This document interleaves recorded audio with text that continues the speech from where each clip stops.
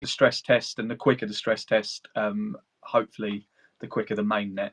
But we do have Kaspa here to speak on that, so I'd like to swing straight over to him because I know he's on a time crunch, and yeah, I don't want to keep him up any longer than he has to because the guy hasn't slept, and I don't blame him. How you doing, Kaspa? I still enjoy these sounds. I'll stop with them. Hi everyone. Hi Chris. Hi Levendi. Hi Ashton. Hi everyone. So what should I say, Chris? What should I tackle? So, could we get some updates on how testnet is going for Casplex and how you guys are finding it? And has there been any major bugs or any minor bugs that need fixing? Yeah, just go from there if you don't mind. Not at all. Yes. So I've sent a tweet, I think yesterday or something, with the known issues. Uh, those are like I would say trivial for the time being. The most important one would be the high fees, if you want to call them that way, meaning that because of the priority fees being set at 2000, the fees paid is more than like 1 CAS or something. But I saw builders and the apps developers that figured that out, and they are paying like roughly 0.0 something CAS. That's also a known issue with the RPC. Casplex is working on that. But to sum it up a bit, there are no, let's say, roadblocks or showstoppers or anything identified so far. uh, I wouldn't necessarily call them like very, very small bugs, but nothing very critical. In terms of usage, I think there are like 50,000. Second, I don't want to say something stupid. Almost 40,000 blocks generated, and a special, let's say, message on the blocks thing. Casplex layer 2 is not generating empty blocks. This basically means that a block is being generated on the layer 2 only if there is a transaction that relates to a layer 2 transaction from layer 1. So the indexer is listening to the layer 1. And if it sees any transaction for layer 2, then it generates a block. Otherwise, the block time is not fixed or is not producing empty blocks. Then there are some small, let's say, cosmetic issues on the front end, on the Explorer. Some data not loading, but again, nothing critical.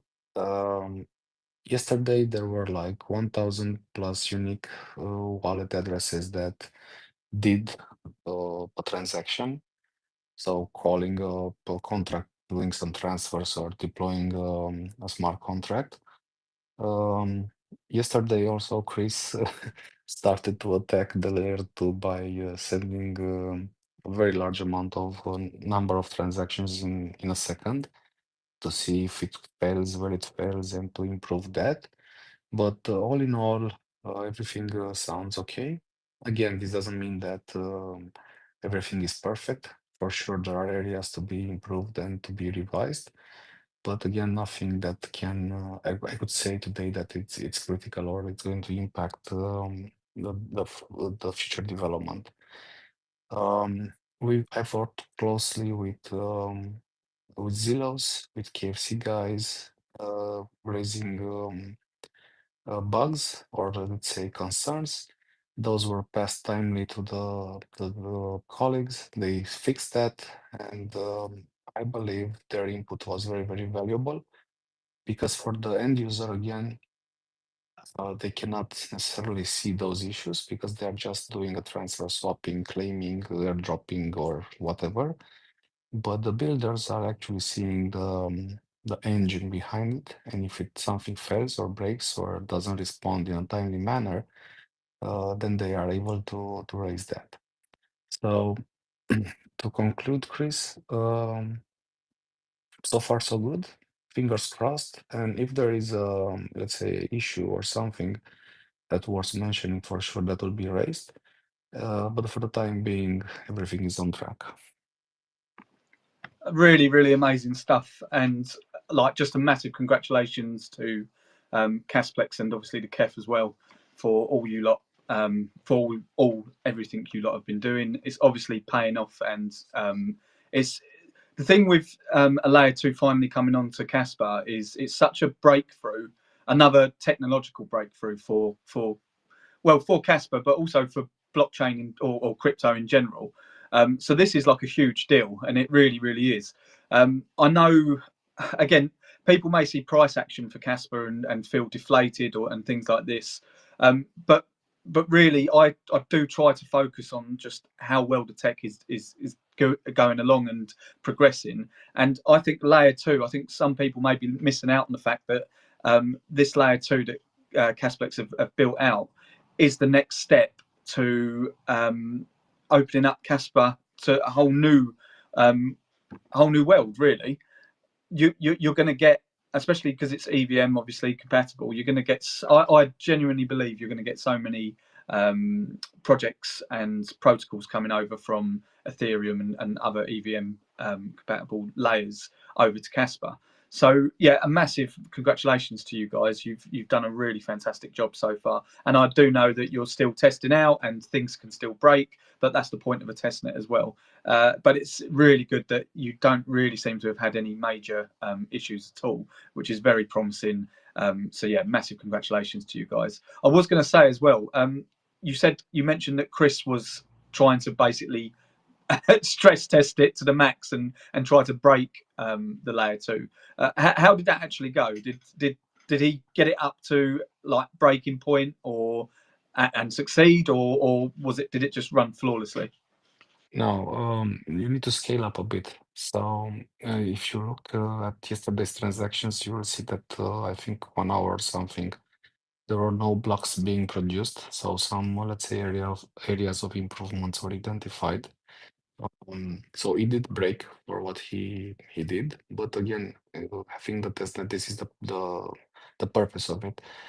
If this wasn't tested and we would be, let's say, on mainnet, because people are asking when mainnet, why not tomorrow? Everything is there, mainnet.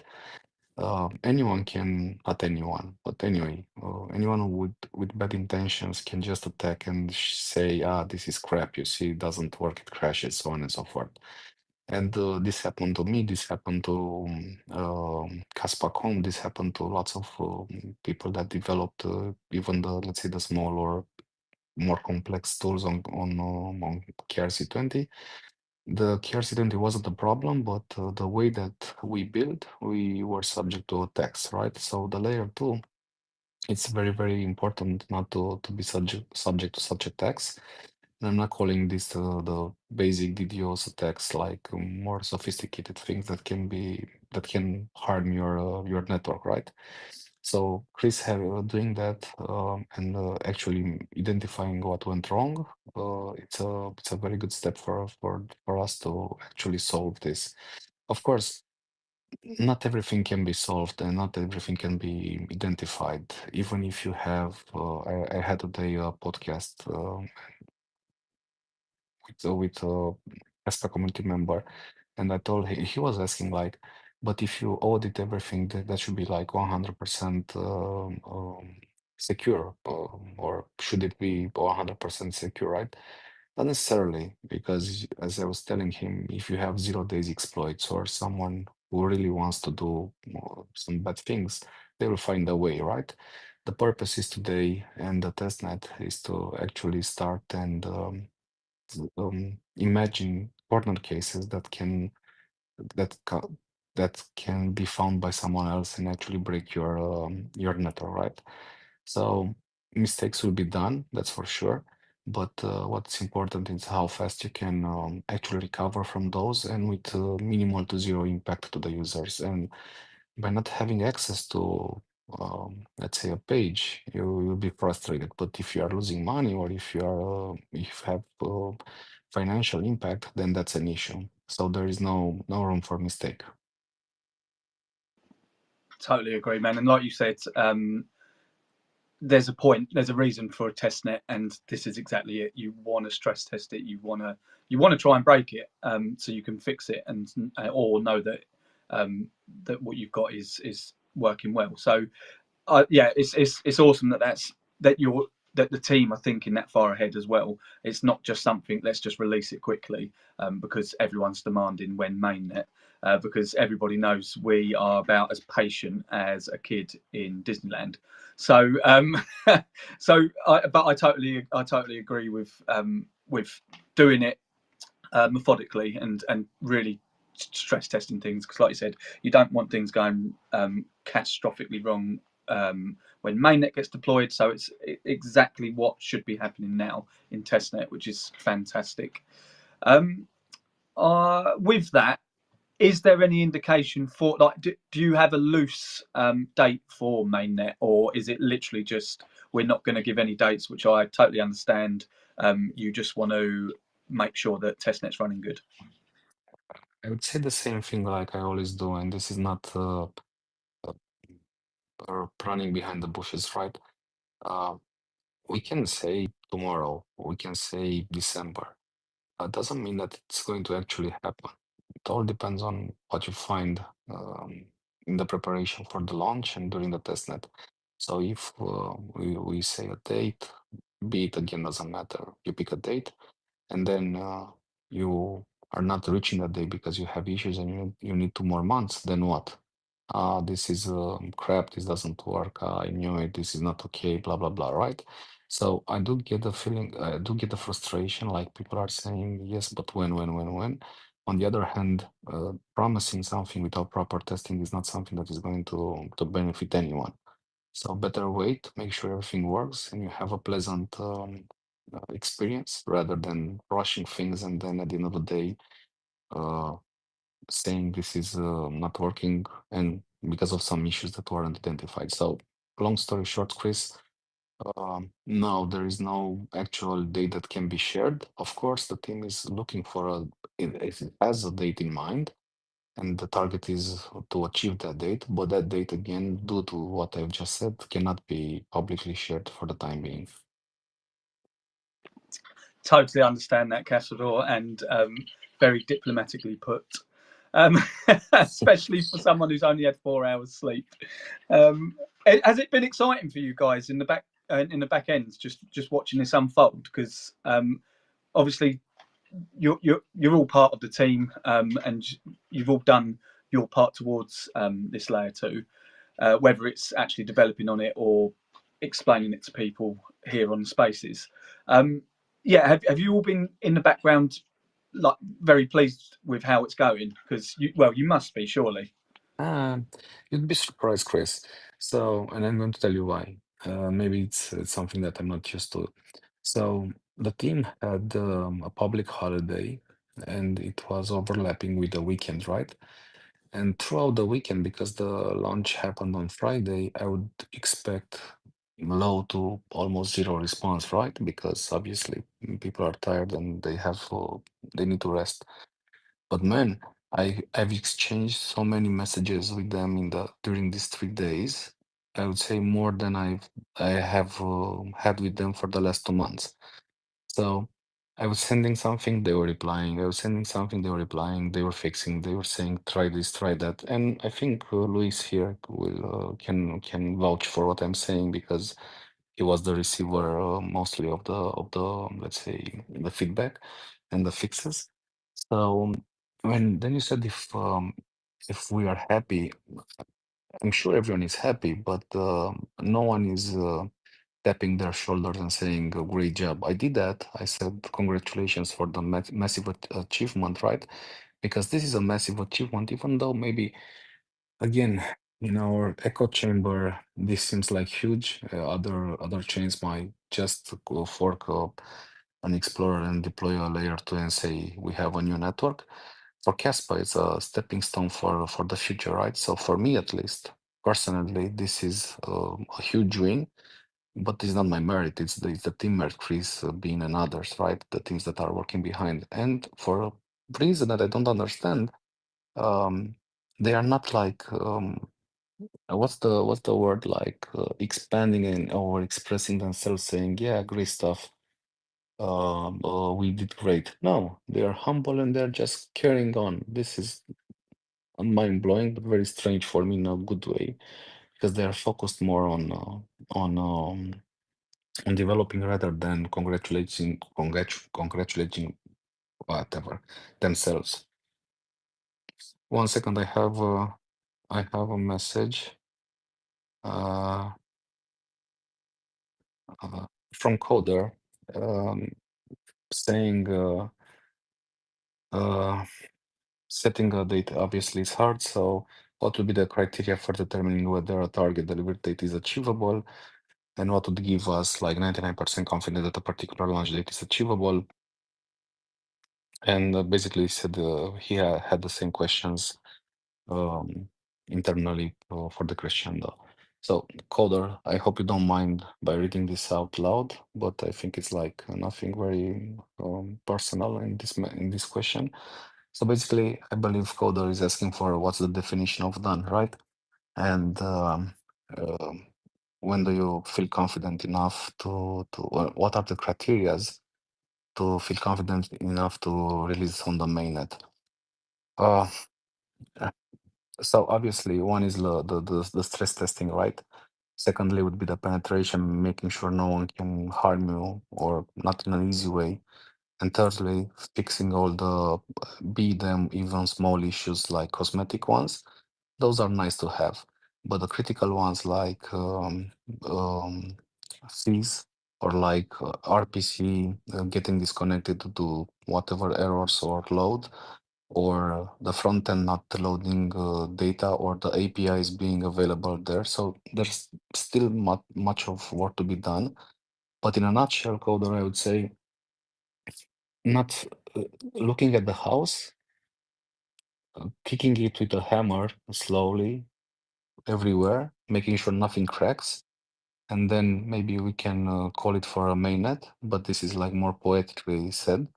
In terms of development, making sure that there are no blockers or something that again can break users' funds or transactions or affect the network in any way. I cannot pinpoint exactly what, like saying ABC, this is what is to be done, but for sure, the team is looking for this and trying to figure out what would be the best date for and the best date post the testnet, making sure that everything will work. I'll reach out internally, Coder, and reply to you. Awesome. Thanks for that, Kaspador. Do we have any more questions for Kaspador while we have him, Levendi? No, none have come through. I think everyone's been eagerly listening down there in the audience. I know Juni's down there. Then maybe you've got something you'd like to add. Feel free to grab the mic, come up and give us all that alpha, man. But yeah, other than that, I don't think we've had any questions come through so far. Awesome. What I wanted to, sorry, Chris and Levendi. Go. Yeah. Uh, um, at least this is my personal feeling again, nothing to do with Casplex. So like, just me and you and everyone else, right? I want to see actual usage and actual applications being built, deployed. And this will sound strange, but I want to see the first scam as well, because this means that the eyes are on Kaspa, not Casplex, and people are turning their heads saying, okay, this is a chain, not a chain, a network we need to hop in, right?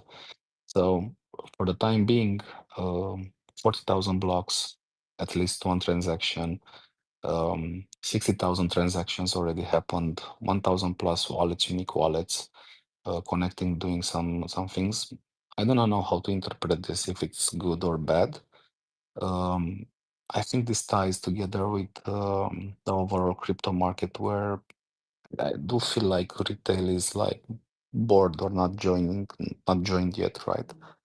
So I would expect more in terms of usage and applications. And then, because the adoption will take time, it's not going to happen tomorrow. Let's assume IGRA or Casplex, doesn't matter, will deliver their mainnet tomorrow, right? And so what? Like we will all say, congratulations, we have layer 2, and what? What now? Nothing without usage, right, and adoption. Hence, we need to be patient and to see what would be what's the learning curve of the users, our users, Kaspa, the community, and then the way we are going to hopefully attract uh, other communities to actually understand what Kaspa is, right? So again, I don't know how to interpret the numbers. Maybe they are very low, maybe they are very high, but I just want to see this growing, and it doesn't matter again if it's IGRA or Casplex. What matters is to see adoption. And that was all, Chris. Sorry, I talk a lot. No, I like it when you talk, Kaspa, or everyone does. Otherwise, they've got to listen to me. But I really, I totally agree with you on that one. Like the adoption thing is the main thing, and like you said, it doesn't matter which layer 2 comes online first. It's not a race to be first, and it's not a race. It's just getting layer 2 on Kaspa right, and then getting that adoption over, getting people to actually use Kaspa. That's one of the main. Well, that's a big reason for layer 2s, isn't it? To attract people and other projects to do that. I can see we've got Junie up here. How are you doing, Junie? Yeah, hello. I'm doing okay. Not that bad, not that good. Just another day. That's it. Awesome, good to hear, man. How are you finding all of how are you finding all of Casplex and the layer 2? You must be excited about it as well. To be honest, that I'm not that excited. And again, I think this somehow should help the community to understand a bit better about what myself and also the foundation thinks of Cosplex EVM. Of course, having a layer 2 and basically programmability and basically a layer 2 that can do computation is a good thing, and now you can invite a lot of the developers from the world, say, hey, we have something you can build on now. But look, like this something is something that um, has nothing substantially different from other EVM compatible chains or L2s. I mean, it does utilize the consensus mechanism and certain features such as high speed of layer 1. But this is not, from let's say a perspective of most users or developers, there's still a, let's say, EVM L2, right? So I am not that excited because I've seen these things done before. And secondly, I think this is also actually a very internal opinion. And even, we've discussed with this Casplex team, we've discussed with the so-called core dev team. We are not necessarily in supportive of the idea that, an EVM L2 would be the best to take advantage of all Kaspa L1 features. As you can see, both Vitalik and Mr. Jonathan, they are most interested in risk VM solutions as well. That's what I have been doing, trying to connect them with a Succinct One, the SP1 team in San Francisco for other VM solutions. And Casplex team also works on a so-called new VM solution, as you can see on their website. So yeah, for us, we think that there should be a better way of building L2. And then the next question, I guess, will be the why still EVM, right? Because I feel that's like more like a homework you need to do and give to the market to show that now you have what people have been asking for. And it's also the case that other partners such as stablecoin providers. No thanks. No. Sorry for that. Yeah. Like partners like stablecoins or other kind of crypto world players who are more used to EVM solutions because they have a template code, or they have understood quite well how to work with EVM chains. It will be easier for them to get started with Kaspa. I think that's why we feel this EVM chain is still important in this sense, in a business sense, but not actually in a technological sense. Yeah, so that's actually our opinion and our thought in here. Yeah, I mean, it does make sense. And like you said, I do like it, and I do like the EVM compatibility, because I am hoping that that will encourage other developers that are already used to building on EVMs anyway to come over to Kaspa, because obviously, in my mind, from a business sense, why wouldn't you utilize Kaspa? It's going to be more secure, hopefully quicker, and cost pence. But so what else would you be looking for a layer 2 then, if it's not EVM? Would you be looking at something more like Sparkle, for example? More like what? Sparkling? Sparkle. I think Aspect's building out. Oh, okay, Sparkle. Yeah, sure. So actually, if I'm not sure if you have noticed before, but we first got on the concept of Sparkle back in Hong Kong last October, where we invited Anton and basically Aspect and Maximum, who is also contributing to the mainnet core development work. We invited both of them to Hong Kong, and that's where Aspect spent like 3 hours of lecturing the whole town hall of people about his new mindset of technology. We all think that is a great plan, but that is also a very challenging plan.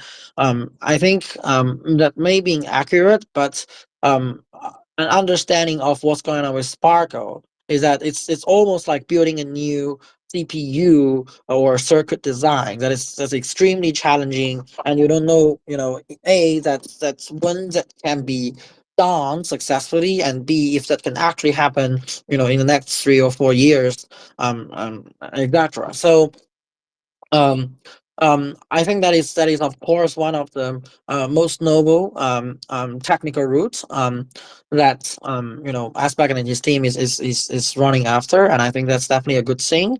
But yeah, basically from the foundation side, we think anyone that's building good technology or getting good adoption is very welcome on Kaspa, right? So we are basically having the above as a opinion, saying that we feel that there should be more up-to-date technology like EVM is just sometimes obsolete and have a lot of security problems, but still, if it can help the development Kaspa, it's still good. It almost feels like sometimes the programmers are fighting over which programming language is the best language, right? Like PHP is the best language, and or C++ is the best language, and so on. But in the end of the day, maybe most of the programmers still use Python, or let's say the not so hardcore programmers, but programmers in a general way, the college students and those computer science lovers, they may use Python, right? So I feel that although we have such opinion, and if you ask, I will share, but and in the real world, especially in such a decentralized and community culture, our opinion doesn't matter as long as the users and developers and everyone likes EVM chains or likes whatever L2 solutions offered by whoever that is working on it. We're happy to see it growing. I always like your straight talking, Junior. You've always been someone who just speaks their mind, which is always a good thing in my opinion, because you know who you're talking to then. So I do appreciate you just being completely candid about all of that as well. I wanted to ask you as well, because you hinted in one of your tweets about a possible stablecoin, USDC integration, or not an integration, but you hinted at the fact that you're obviously going there to speak to people at Circle. When's that happening, and what are the chances of them possibly letting a stablecoin work on Kaspa? Sure. So that is happening tomorrow. Actually, like, let me see, in 19 hours. And obviously, this is not the first time we've met, but this is a time that we met in the office and try to see what can really be done there. So I'm also going to mention a bit about our stablecoin efforts, including USDT Tether and another stablecoins service providers. I have briefly touched upon this a bit on my AMA myself yesterday with the Chinese community, so I feel it's also fair to share in here as well. So I think that it's quite clear that getting, a reputable stablecoin service provider, which is of course centralized, right? Because you got to realize that both Circle and Tether are private companies, and they're pretty much centralized. But getting a stablecoin service providers of a reputation is important, right? Because otherwise you don't want to see anyone like Chingji again, that they're able to do some stupid stuff like CUSDD, and they get away with that. There are two ways of doing this with them. The one way is to get them done for native issuance of stable coins, and the other one is to get bridge versions. By bridge versions, it means that you still get to do it, do the main process. You have the money, raise the money, and do the main process on what was that? Yeah, on the native chains such as let's say ETH, and then you bridge it over to Kaspa. So for native ones, I think the problem is just that for Tether, they're not very active in launching new stable coins on or new native stable coins, new chains. They have done this a little bit, like last year with Ton and also Aptos, but I feel that they're not very active, or they're not that interesting company, to be honest. I mean, they did offer certain support of saying the bridge code, and by this bridge, it's not the L1 L2 bridge. It's a cross-chain stablecoin bridge from one EVM to another EVM. Right? They offer these standards that you can potentially launch Tether, the bridge version as well. But that's all they offered. Circle seems to be more supportive. I guess due to certain effect of certain connections. Like they think that launching a bridge version of USDC for them is totally fine, and B, that they are very willing to basically tomorrow to set a metric to to assess when will be the appropriate time point to make that bridge USDC into native USDC, because they might have KPIs of total volume, or the size of liquidity and something like that, and we're going to figure out what we can do to make it native in the future, or at least I would argue to make sure that USD understands, hey, there's a thing of USDC going on Kaspa, and they're paying attention to it, and I want them to show that they're doing it maybe with a PR release or what, so that now people say, now we have USDC on new chain and something like that. So that is for Tether and Circle. In short, I think bridge versions should be fine. But native versions, they're more difficult. But also just to realize that bridge versions is also the USDT or USDC you have like on Arbitrum, right? So I don't think that's a problem. I think a bigger problem would be, even if bridge versions, why would other people, especially crypto exchanges, accept the Kaspa stablecoin? That's the most important thing that I'm trying to work out on these days. But that's not part of the question, so I'll just leave it there. A little bit on other stablecoin providers such as First Digital and Paxos. So First Digital is we were kind of stuck with the fact that they have this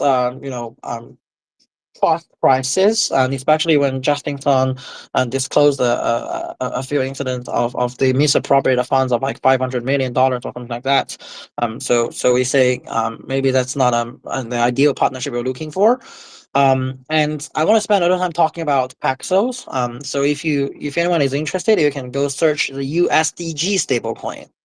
So Paxos is a company that used to run a lot of stable coins like BUSD, right? The Binance BUSD, BNB, and also their Apex director. The name is Jenny. I think you should be able to find this guy, this lady, because she just used her real name in activity, so I feel it's fine.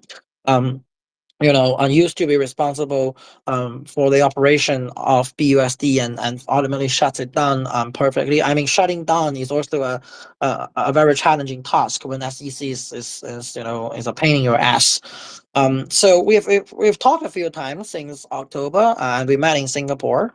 Everything seems cool beforehand, but then I feel that they have their own let's say focus, and you can check their Twitter, the USDG Twitter, that they only integrate with Solana for the past, I would say, half a year. I think that is an interesting concept that can be worked on.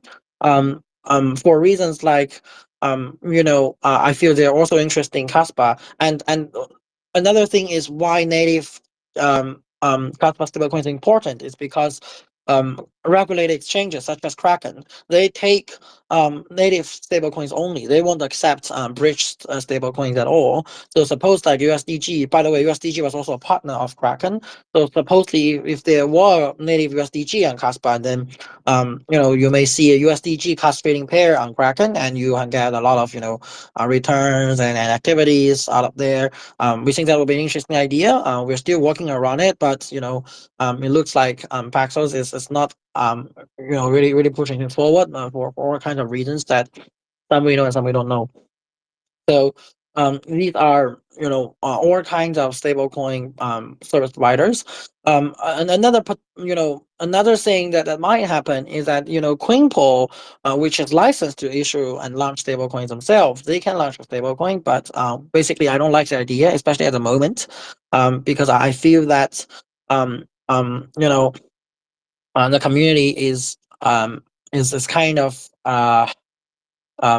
losing faith in some of the centralized mechanism. I mean, without the big reputation there around the world, again, the changing incidents hurts a lot for this. So I feel it's not a very good idea to have another company that is not that well known, although licensed and regulated, to launch stable coins on the Kaspa network. Yeah, that's basically it. Amazing. That there's a lot of information in there, Junie, which is fantastic. Thank you for sharing it. I didn't realise you was in talks with so many different stablecoin providers either, which is absolutely fantastic. I know, it's just the fact that you're at least in the loop with them now, which is a really good thing. And then hopefully one does decide to push forward with it. Do you think that there's a good chance USDC would go for a bridged option at first with Kaspa? I think that is if the L2's network can run stably, and I mean I don't think the liquidity issue is a major issue for us. I think it's both Tether bridged and Circle bridged should be there. The question is just that we don't really expect Tether to be outspokenly supportive of Kaspa, but we do think that Circle might be a little bit more supportive, or we can use what Circle is doing to go back to Tether and leverage those things, saying, hey, Circle is doing this 1, 2, 3, 4 things with us, and maybe you should consider that as well. So I think the bridge version is of course on its way.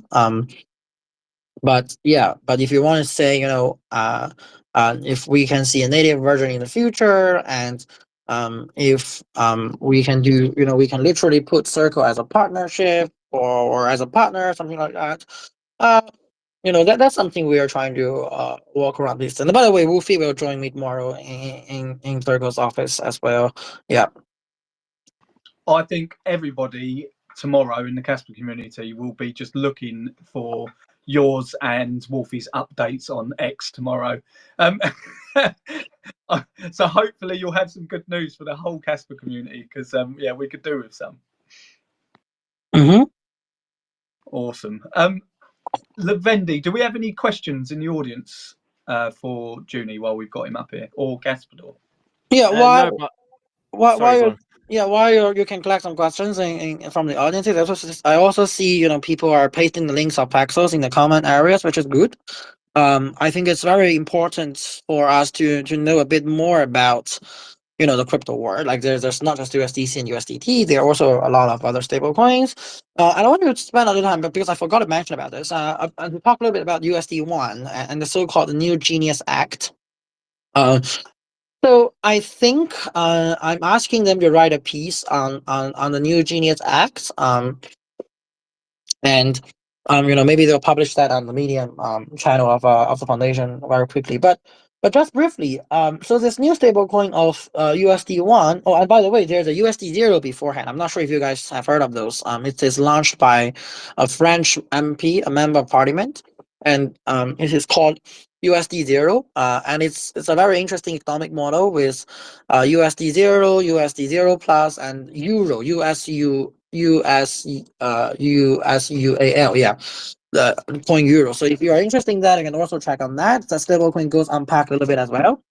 So I mean, for stablecoins, it's really about the activities, and I feel that's something the Kaspa community will be able to help those stable company with. And once we have it launched, we're able to show our strength. So for USD1, the stablecoin launched by the Trump family. You can actually see that it is almost zero activity for the first six hours. Although I can tell you, a lot of people are trying to say it's a super good thing, and both BNB like CZ and Justin Sun, like those Chinese exchanges bosses, have been trying to kiss the ass of Donald Trump, and saying that's a great thing. But if you really see although the news always tell you the transfers is over 10 billion, stuff like that, but you can see the on-chain activity it is close to zero. I think for at least for the first few hours, something like that. So yeah.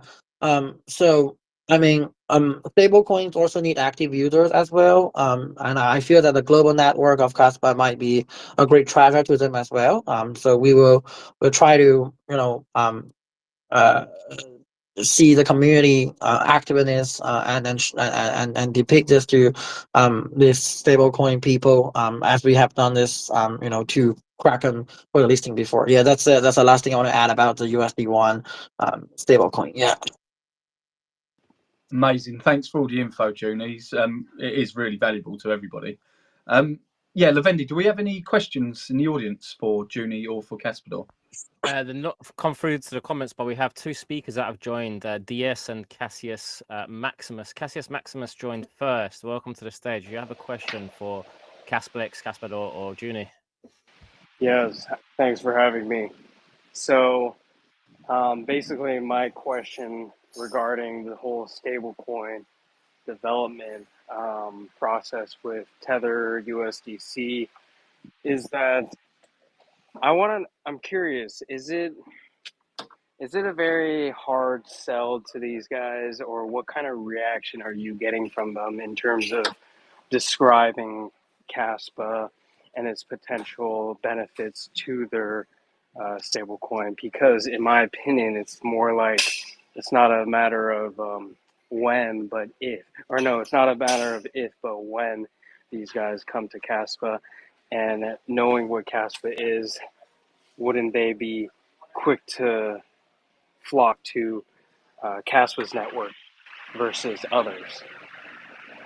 Sure, I'll take that. So with my due respect to everyone has helped, you know, Kaspa in the past. I would have to say a lot of the problems you see of today, like listing on OKX or Binance. I cannot talk too much about Coinbase, but listing on Binance or CoinX. Sorry, not Coinx, OKX. As well as the launch of stablecoins. It's not about the technology, it's about the timing. And the when question, the question of when is really about if you are the exchange of the day, or if you are a stablecoin like your Circle or Tether, will you do that with Kaspa, or will this be your top priority, right? Because sometimes the Kaspa community needs to think of these issues from the perspectives of others. So if you look at what Tether and Circle are busy doing, so if you actually went to any of the Circle development summit events, or if you went to their CEO meetups and something like that, you will see a few things. A, that Circle is busy wrapping up with its IPO for the past months, right?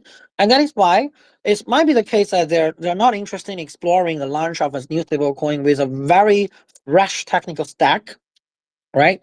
Either it's a UTXO model, or it's a UTXO chain, and it's stack and stuff like that. It's not EVM compatible, blah blah blah blah. Maybe you don't allocate extra, costs in terms of human resources, as well as basically energy and time to deal with some things that they're super unfamiliar with. And the second thing you can see that if you read about Circle's recent moves, is that they're trying to grow the market and build a lot of interesting products. Like there's an AI contract drafting and engine that you can have a contract firstly drafted by an AI and then make this contract interpreted as a smart contract code and then have it signed by both sides and then process the payments all in one station. So, rather than trying to figure out what's a best technology, I feel that they are trying to spend more time dealing with product management or product development, so that they can get the market. So, um, a little bit, just take it as a joke or as a personal thought, and don't take it too seriously. I feel that if we were able to reach out to Tether and Circle long ago, let's say 2 years earlier or 1 year earlier, then it could have been way easier, because by then the stablecoin war is not as as bad as today. By then there isn't this fight of so many different kind of stable coins.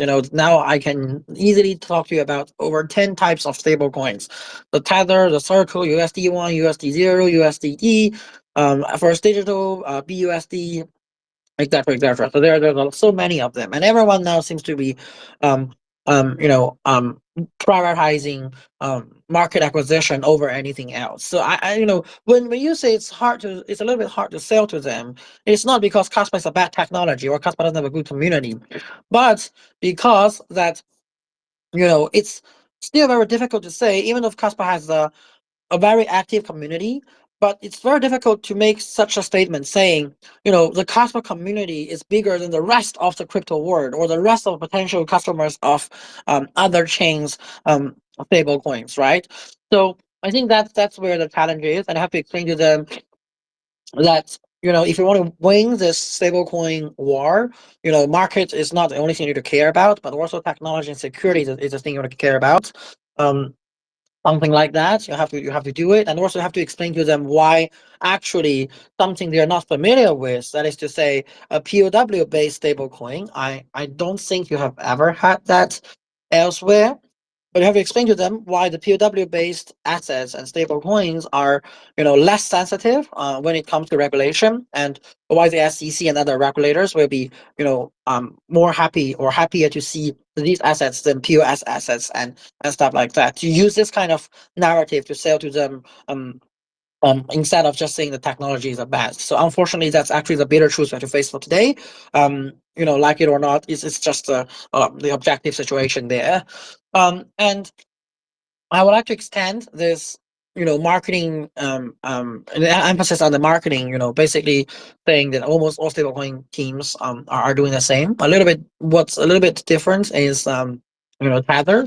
That I feel that because you can check the news and they're being delisted from European exchanges and European markets as well. I think they're also facing new pressure from new relevant laws and regulatory terms.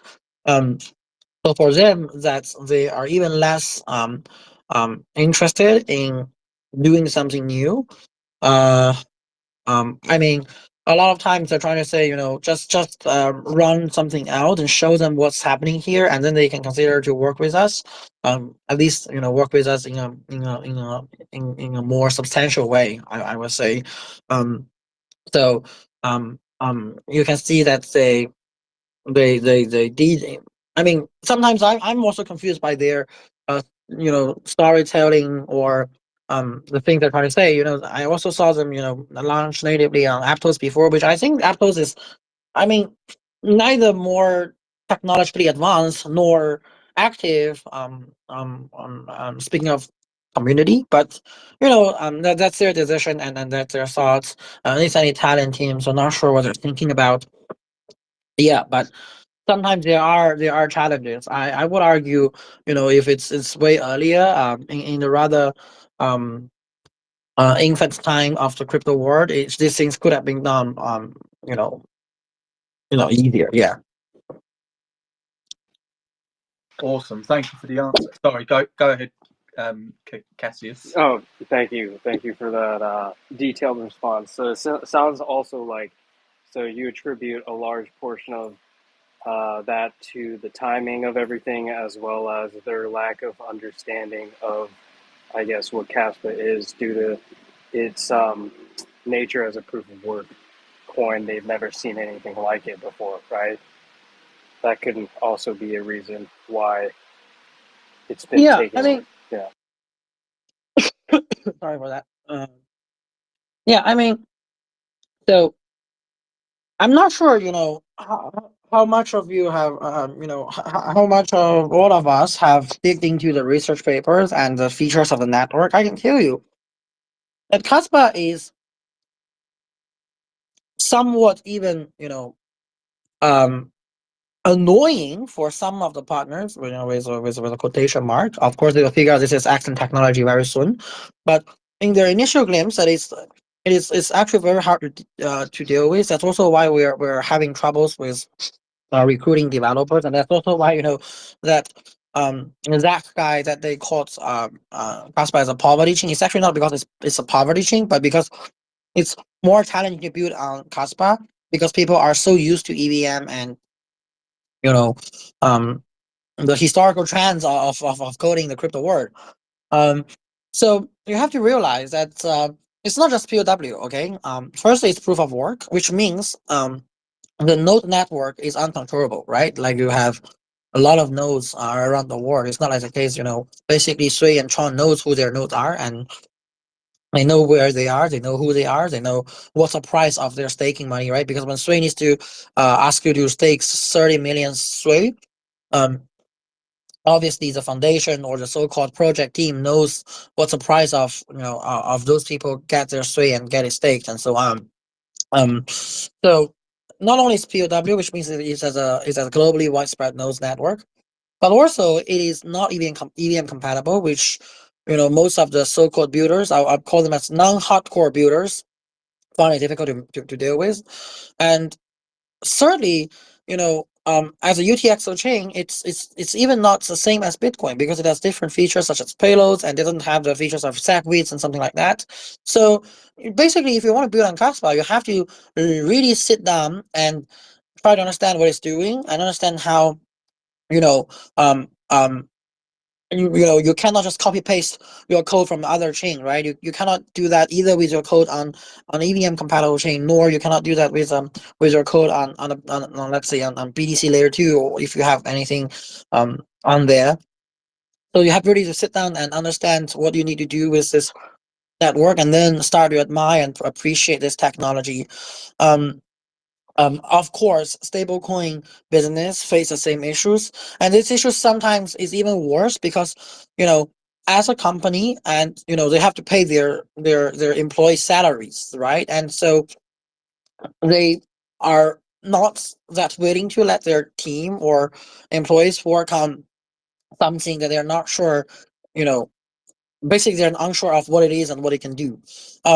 There are positive examples to this. For instance, the BSlab team that we've been working with, and this guy called Zorat, who is also very experienced developers. Beforehand, he knows nothing about Kaspa, but when we asked him to make the wallet for us, then he started checking in and he starts to like it.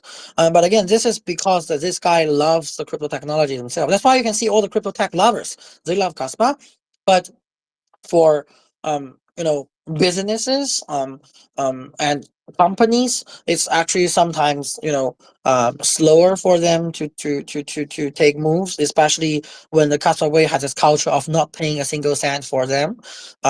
It's you know it's the same with the potential partnership with Chain Aspect. Then it's gonna be extremely slow for them to take because they I think they're making a fair argument by saying it takes extra time and resource for them to work on Kaspa, and that's a company, they're not a charity, they have to think about the cost and to cover their bills, stuff like that. Yeah, so that's basically it. But still, as I said many times, I think this just needs more time for people to understand and digest Kaspa, right? If you literally go back and see Bitcoin Bitcoin has been there for like more than 10 years now, almost 15 years.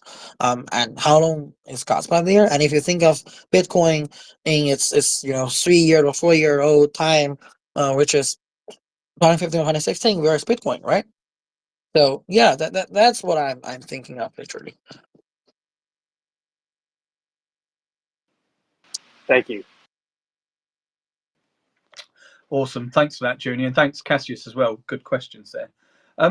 Junie, do you think that this is why EVM or Kaspa having a layer 2 that's EVM compatible is a really good thing for the adoption of Kaspa? Because, like you said earlier, builders are used and businesses are used to building out on, say, Ethereum or Base or any of these other ones, Solana. Would the fact that these layer 2s now EVM compatible for Kaspa, sure, that would be an easier transition for businesses to start working on Kaspa then, and then hopefully upgrade their knowledge about Kaspa and actually fall in love with the layer 1 itself? Yeah, again, the straightforward answer is yes, it will help adoption and transition. Just because, again, you will have more code repository that you can make use of. So you don't have to do the development from scratch by yourself. Again, it's a great thing that we had the Python SDK. I think released a few days ago. But no, please notice that other networks and other chains, they might have have had this for a long while already. So I think that's why it used to be a I won't put a problem, but there's just a long way ahead for us to do that. And the EVM chains is I think it's an important first step to get people's attention to build on there and have more adoption. That is definitely true. But still, I mean, this is not about the builders. This is about the EVM thing itself. And I mean, you can see that when Vitalik also said that he wants to replace it with Risk VM, at least it says something about you know about the fact that this VM needs to be changed, or there are better solutions. And again, it's very important. So to make sure that whatever you're building today is still relevant and can still outwin other alternatives in the next 20 or 40 years. That's extremely important. Um, um, I think that's where Jonathan has a good vision on. Of course, I'm not saying what's happening now is not important, right? What I'm saying is that the EVM L2s are solving the problem of the next 1 or 2 or 3 years, and as a good start of getting adoption, so that when the most relevant future technology comes, people are already here in Kaspa and they can move to that new ground as well. Yeah, so yeah, it's definitely a good thing. Otherwise, we won't be doing it, right? Like nobody will want it at all. But it's just a start of Kaspa, and Kaspa as a L1 for or good L2 technologies. It's not the end game, right? I don't like the theory or this description or the way to call Kaspa plus a smart contract as an end game. I think the smart contract, the VMs have a lot to be improved. I think Kaspa also have a a lot to be improved. As Mr. Sutton and Mr. Y are working hard on. So I won't put that that's the end game, but I think that is already a good enough solution of today's contemporary technology, and you can move forward to better solutions based on this one. Yeah. Amazing. Thanks so much for your input there. Levendi, have we got any more questions for Junie while he's up here? I'm not sure if Caspador's left now as well. I think he had to go, but yeah, have we got any more questions for Junie at all? Yeah, so Kasper said he had to drop. He says, thank you for having him, and he feels blessed to be up here. Yeah, and also we have a question from somebody in the audience. They're asking, sorry, the Jumbotron was not loading properly. Hang on, let me get it on my phone. Here we go, got it. So what's the difference between KRC20 and EVM? For example, what's the difference between us buying tokens on the Telegram bot and then buying them on a DEX? I think this is a generic question. Uh, that's that can be a very long one if I have to dive into it. Let me organize a little bit. So firstly, on KRC20 and EVM L2s. So by definition, in the street sense, KRC20 is actually an L2 as well. The difference is that KRC20, while trying to be simple, right? Because the computation on KRC20 is delivered by codes of Go, and the advantage of this is that it is extremely fast. You can just have a very common daily life hardware to support above 10K TPS. I'm not sure if actually people know this, right? And two, the advantage of it is that because of the the very restrictive use of the protocol, I mean, as a specialized layer 2 with a very restricted user cases and special fee model, it avoids the state data to bloat. And C, that because it's not open, it doesn't have a lot of security problems comparing to other kind of smart contracts. So these are the advantages. The disadvantages is that one, because it has a fixed opcode, if you want to update the protocol, you have to do the hard fork. And B, you cannot just introduce developers and the dApps because this is not a layer 2. KRC20 is not a layer 2 built for developers. And C, that if you are in the Web3 world, in the crypto world, sometimes you will misunderstand it as a obsolete stack, because it sounds like, oh, data insertion protocol, no smart contract with an indexer. But KRC20 is built specifically just for launch of assets and trade of assets, and I think many people feel understand that, right? So I hate to say this, I love the Kaspa community, but sometimes I feel if you go check the Explorer, you can see that most of the KRC20 projects, they're not RWAs. I'm not sure if they're originally created or AI generated meme pictures. And I mean, I saw Nacho here. Of course, we know what Nacho is, but there are a lot of all kinds of animals on there, and I'm not sure if those are of any realistic value. But anyways, the original intention of having KRC20 is to say, if you have a treasury bill, or if you have stocks, you want to launch on there. I saw there's some people launch a Beijing token there, and maybe that's what they're trying to do with as an activity related to the stock market as well. I'm not sure what they're doing, what's going on there, but just taking an example. I mean, at least that sounds like an RWA attempt, but most of them are just memes. So for KRC20, if you're a builder, as I said, in Hong Kong, on behalf of Kaspa, so I have that video on the YouTube. So if you're a developer and you want to build something out of your your own interest, then maybe KRC20 is definitely not something for you. But if you're, let's say, a company, I also saw the Wolfie's Coffee or Wolfie's Bar has done that as well. If you're a company and want to launch some interesting assets there, it doesn't have to be billions of dollars market cap or value. But if you want to do something interesting there, that's actually what it is designed for. So now getting to the question, what's the difference of buying that in a marketplace, let's say on TGBot or Kaspa.com, and the so-called DEX?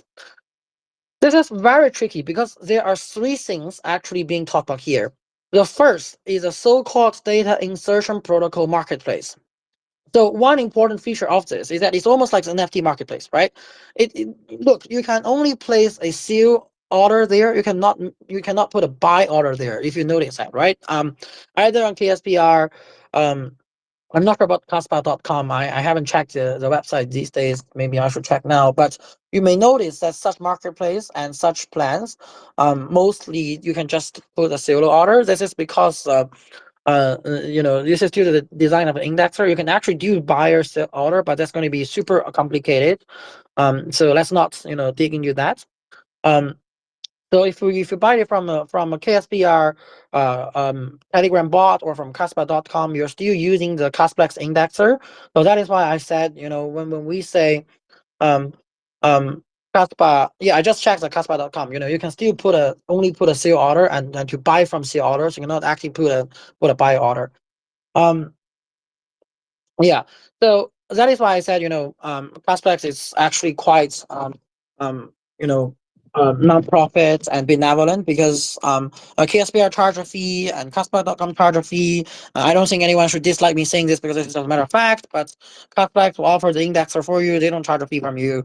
So this is what happens when you try to buy from these platforms. Okay, you buy from a data insertion protocol marketplace, from an indexer, where you can only place sell order and buy from sell orders, but not from buy orders. And obviously, and if you're an active trader, you can tell what's wrong with this, because then if I have a lot of tokens, I can just put it there, and then nobody knows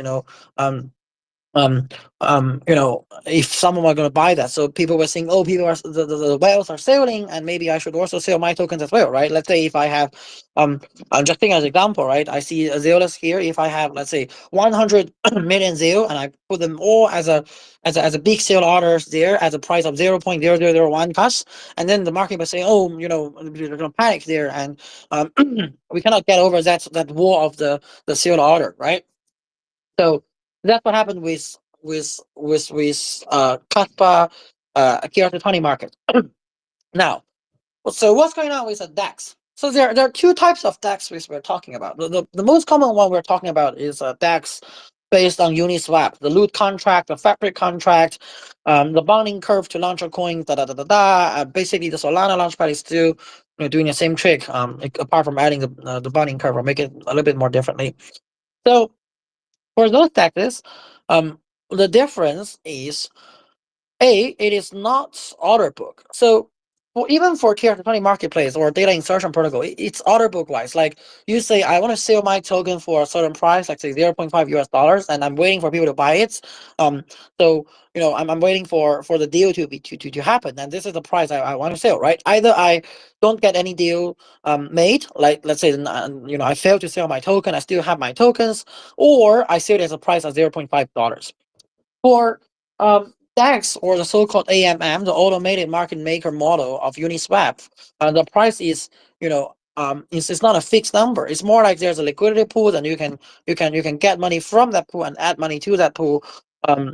I think I wrote a short piece about this, not on my Twitter, but somewhere else, about the topic. So I mean, if anyone is interested in this, you should just search for AMM DEX. That's the most common DEX we're talking about. I think also some people have a good know what it is, so I don't want to spend much time here. But for those kind of things, you need to have a liquidity pool first, and you can run the Uniswap codes, right? So you can either run that EVM. That's why a layer 2 is relevant, because KRC20 doesn't allow you to run this. KRC20 is built on Go, and it doesn't allow the Uniswap code to run. Or like KingG used to try to run this kind of liquidity pool stuff on other things. I think that was Cardano or something else. I can't really remember. Yeah, I mean, KRC20 may do the same. They consider do the same, but in different methods. You may have the same user experience, but potentially in different methods. Yeah. So that's the second stuff here. The third thing here is that it is possible to make a decentralized order book exchange, right? So the difference from 2 and 3 is that one is a liquidity pool, one is order book, and the difference from 1 and 3 is that for 1 you can only have the sale order. For 2, you can literally have close to Binance or close to a centralized exchange user experience. So the 3 is something you can actually see on Hyperliquid. That's something I've been mentioning about a lot these days. And I think that's also Jonathan and Elliot spent a little more time looking into. And also, if you check CJ's recent Twitter, it also talks about a dark pool perp DEX, something like that. And those all go to that category, because that would be order book. Perp or spot doesn't really matter, because it's just different kind of asset targets. It doesn't really matter that much in this particular discussion. Yeah. So what's going to happen is that for KRC20 marketplace, you already have it on Kaspa.com, on KSBR bot. But again, while the fees goes to them, I do want to have the credit goes to Kaspex, as they are more built with the Kaspex indexer. And for number 2, that you have it on the Kaspa layer 2 very soon. And I'm not sure who will be the one building DEX. I think Leolus is one of them. I also see a few of such initiatives on the Twitter, but I didn't really take a deep dive to look into it. And for 3, that's something is going to be revolutionary, but it's extremely hard to build, and that takes extra time. And it basically it's very hard to do because in the old days, it's because we have AMM because the blockchain or the layer 1s are not fast enough, and nowadays it's because there's a lot of privacy. And for Kaspa, there's a Oracle challenge, so basically where you get a price fees challenge for that kind of stuff. Yeah, so this is sorry that takes a little bit long, but these are very different topics. And if I have to wrap it up a bit, is that I'm assuming that if you are interested in hearing about what this business model looks like or what the technology is, you might enjoy hearing all the above. But if you're just a trader who wants to get some money, which is again a very fine purpose, I feel like it really doesn't matter, which is which. You do need to care about if your assets goes on centralized exchanges as well. It is because for instance, like Nacho went on Gate, right? And that is a centralized exchange. So if Nacho on Kaspa.com goes unpacked, let's say, there's a very random guy who tries to, fuck up with Nacho's market by placing, let's say, a 100 million silver order there at a very low price to make the price look really bad, then someone will just buy it and then deposit into the centralized exchange to use the liquidity there to do arbitrage and get some profits, right? So whatever happening on the decentralized world here, that's also one reason why centralized exchange is a good supplement for this, because a lot of times we have better liquidity there.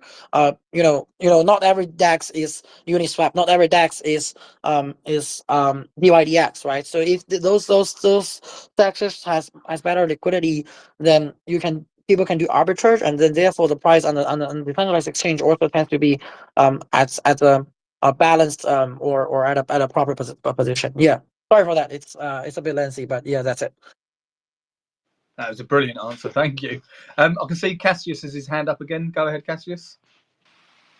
Yeah, I just had one question in terms of what you think is the most exciting thing coming for Kaspa within this year or next year that would drive adoption, or not only just adoption on a retail sense, but just adoption in a general sense, like institutional as well. Just what do you think is the most exciting thing coming that would give it a huge spotlight, amidst a large crypto market with so many different chains? I'm Sure. just curious to hear from you. Yeah, great question. Yeah, and sorry for that. That I'll take this as my last question. I think I have to run away after this one. Very good question. So, many. I want to start off with a recent drama on Twitter, right? And I'm not going to mention specific names. And I think whatever happens with internal drama doesn't matter. What matters is we need more buyers and more flow of cash and capital. That they want to hold and buy Kaspa. And please note that these are two different things. Like buy and hold Kaspa are two different things. So the most important thing, in my opinion, for Kaspa, institutional wise, firstly, is that we have to find new buyers, which means that either we need to build more funds to stake and lock in their current Kaspa. So it will be easier to lift up the price. If there's anyone, I'm not saying Cafe is doing it, okay? If there's anyone who wants to pump up the price, then they have to lock in the currently, Kaspa in circulation, with a staking return or something like that. And or B, that you need to have a Kaspa ETF, or C, you need to have a Kaspa treasury firm. Like MicroStrategy, like Sharing Link for Ethereum, they have a 425 million deal signed just, I think May the 26th. Have a Kaspa treasury firm like MicroStrategy and so on. These are the most important things that will help the price of the Kaspa as well. I mean, so, oh, by the way, I assume this question is about, what's going to help the price of Kaspa, because if you're asking about what's going to help the technology of Kaspa, then I think I'm the wrong person to ask that question, right? So I'm assuming the question is just what's the better helps the price and adoption of Kaspa. Yeah.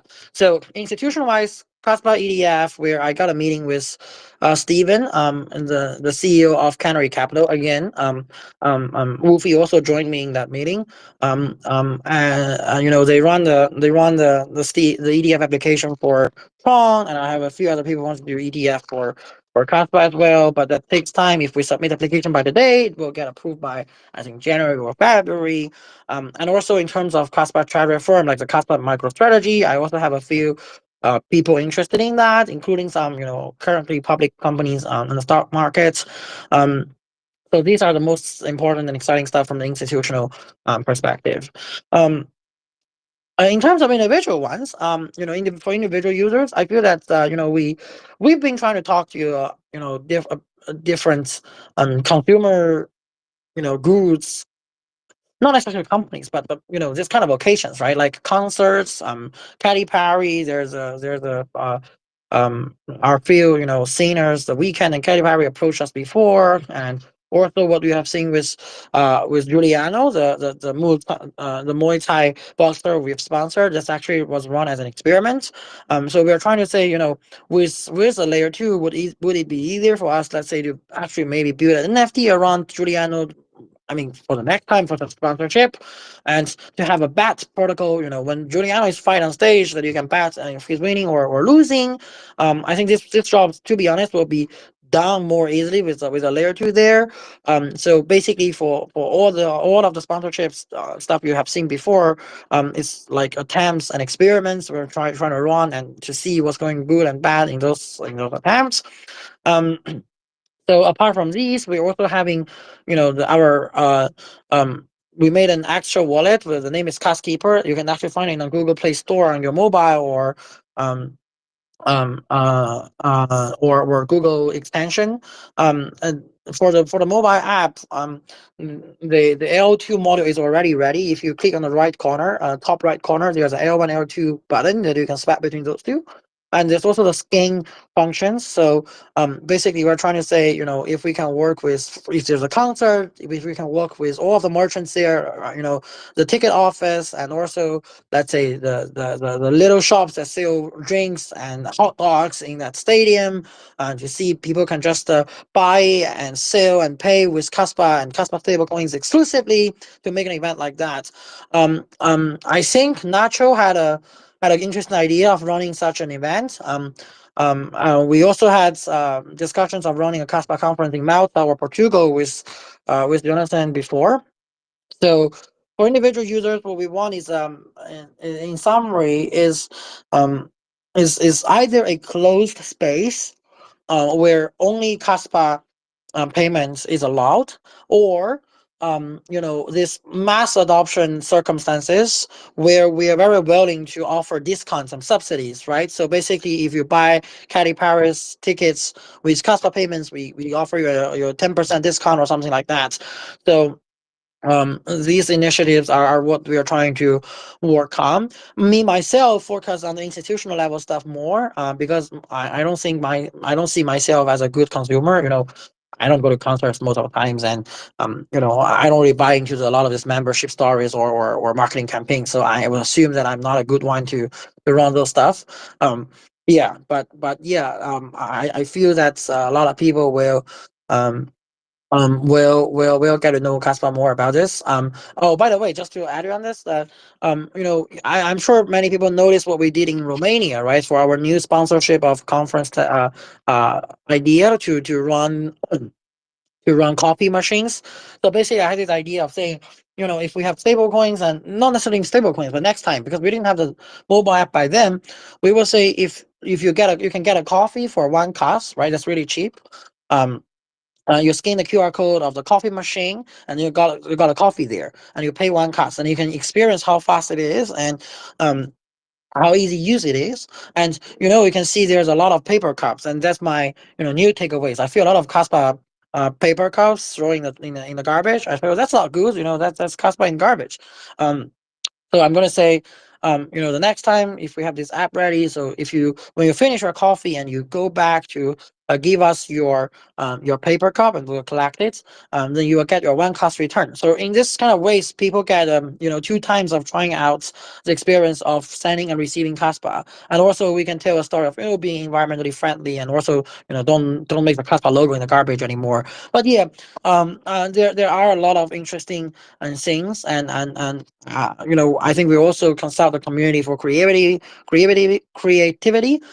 Like also the slot machine, right? So we actually consulted and contacted. What's the name? I forgot a little bit. Is that it's a Kaspa community fan. The name starts with an A. It makes a slot machine. You can put some coins in, and you can get Kaspa to your wallet. So we actually talked about that. We didn't go with that because that is, as you can see from his own comments and posts, it's not a standardized product or something like that. And B, we realized that if you have so many kinds of different currencies, coins, you have to make a lot of the machines to carry it around the world and to make people feel it. So I was saying maybe we should carry some Kaspa coins, and you can buy Kaspa coins from me, and then you can put these Kaspa coins, little coins, in the slot machine, and have Kaspa sent to your to your phone. And then I realized maybe it's a little bit stupid, because then why don't they just pay and get Kaspa somewhere. So yeah, I mean that's why I say I don't think I'm a good consumer or growth strategist. I don't see that as my specialization or my top skill, one of my top skills. But anyways, yeah, there are a lot of things like this that's we're trying to do to make sure that people can experience the Kaspa payment experience with smooth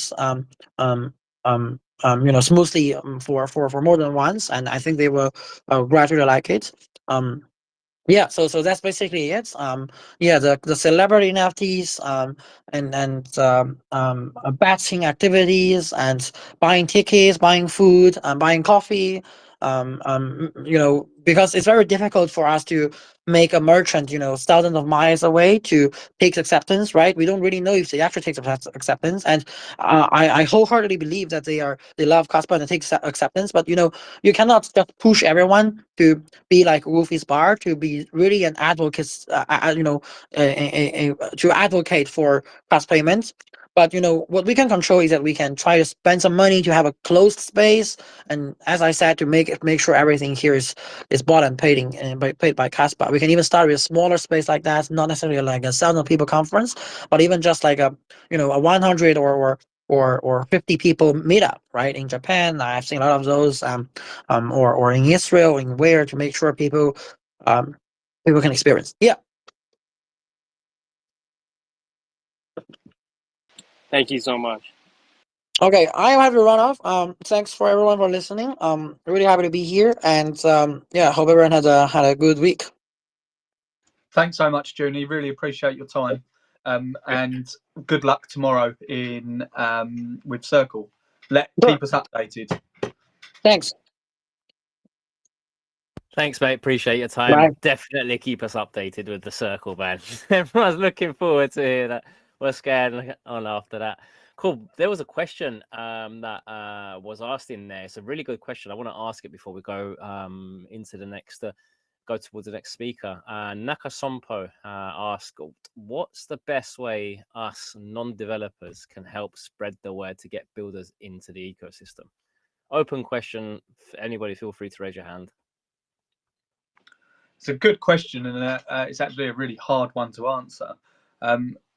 For me personally, I just try to learn as much as I possibly can about Kaspa that my little brain can compute with, and then just try put it in a way that I think people like me would understand. And I try my best at it, but I don't bullshit people either. I don't say that I know everything about Kaspa, because I could never know deep down the inner workings of Kaspa, but I know enough to be dangerous. So and I think just use your personality, just use what you're good at. Yeah, that's the one bit of advice I could give. I can see Ashton's got his hand up. How you doing, Ashton? Sorry, I didn't say hello to you at the beginning because I knew Kaspa was on a time crunch. I'm devastated that you didn't say hi to me, man. Not okay. No, I'm just kidding. I'm doing great and happy to be here. But yeah, it's a really good question. I think there's a really specific point that I wanted to share with everyone listening, because in Kaspa community, we seem to really double down on being Kaspa maxis, and we spend all our time in Kaspa spaces, and our timeline on X is filled with Kaspa related content. And the easiest way to get more eyes on Kas is to go spend time in other ecosystems. Keep your Kaspa maxi status, keep all your beliefs, keep all the excitement that you have for Kaspa, but stop focusing on sharing it with Caspians and go share it with ETH people and Solana people and those ecosystems. So we spend so much time and we feel good about ourselves in the timeline. We're like, oh, we're all Kaspa. I love Kaspa. It's everything I see is Kaspa. It's great and it feels good, but it's not super helpful in spreading the word. You got to go get in an X space that's not just blockchain banner about Kaspa, but is about the newest, Pectra upgrade on EVM, and then get up there and ask them a question and say, hey, how do you think this Pectra upgrade on EVM compares to the L2 that's coming out for Kas? You're most likely going to get shamed a little bit. They honestly probably won't have any idea what you're talking about, but that's how you start the conversation and get other people thinking. Now those folks in the audience will come off the space and go, oh, L2 on Kaspa, what the hell is he talking about? Mate, massive, absolutely fucking massive call out right there, Ashton, and it's so true. I spend my time on loads of spaces and I get asked so many questions, so much so that I ask you guys sometimes for the answers with the limited knowledge that I got. But it's a fucking awesome call out, man, honestly. It really is, and you are 100% right there, Ashton. And also the other thing to do is, if you're going to these other spaces, don't go in defensive or attacky. Listen to people's concerns, and like when you're doing stuff like that, when you're going to other spaces, other networks, your goal is to try and at least get them to look into Kaspa, not to believe you, not to believe everything you're saying, because why would they? It's just to get them to look into it and start using their right, like just pique their interest. And you don't do that by going in there and just saying everyone's a loser because you're in this network and blah blah blah blah blah. Yeah, you do that by just listening to them and addressing their concerns, and then just saying to them, look, don't even trust me. I don't want you to trust me. I just want you to go and research it yourself. Always think of the end goal of what the reason why you're trying to do that. Like, why are you in the space? Is it just to massage your ego and, like, I don't know, swing your dick around and say, look at how much I know more than you do? Or is it because you genuinely want people to come over and look at Kaspa's tech?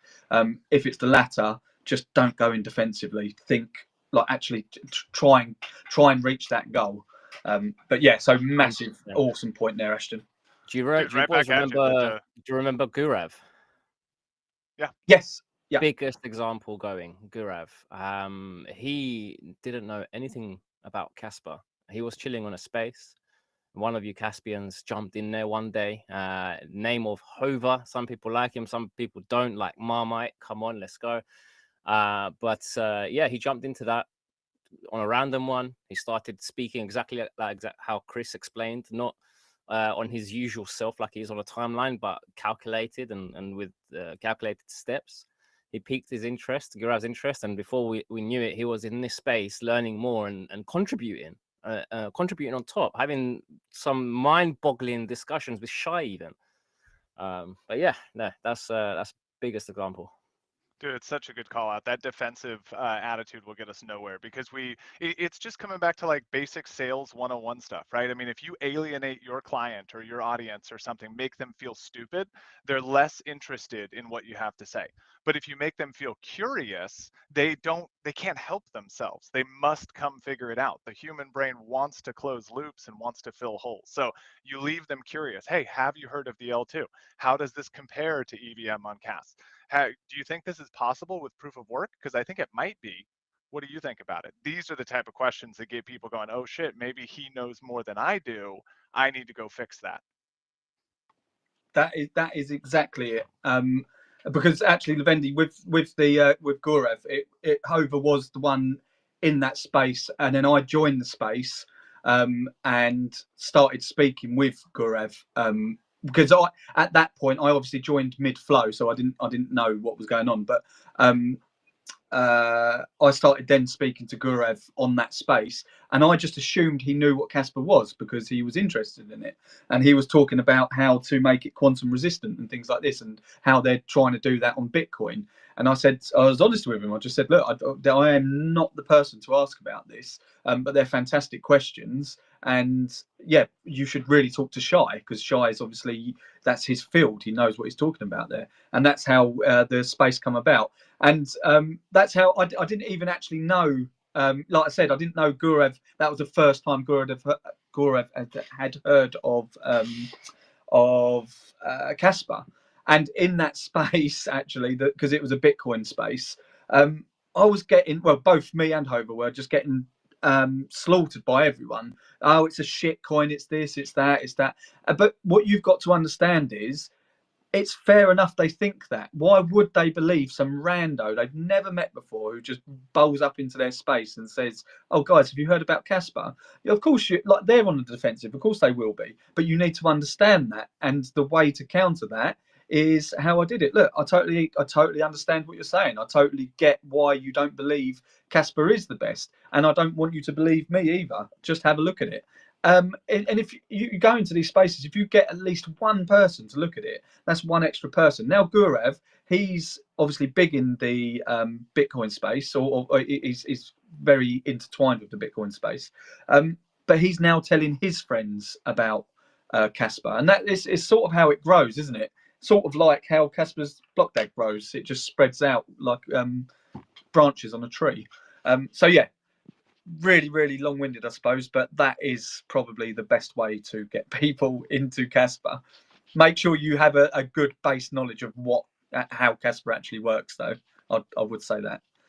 Dude, the way you talk about that, Chris, with bringing down their defensiveness by saying, hey, it's exactly how I would feel, like it is perfect sales tactics. It was like a decade ago, I think, that I was trained on this in sales management training. They're called AER statements, and it's acknowledge, empathize, and reassure. Hey, I get you feel this way. If I were in your shoes, I'd feel this way too. And here's how we're going to make it right.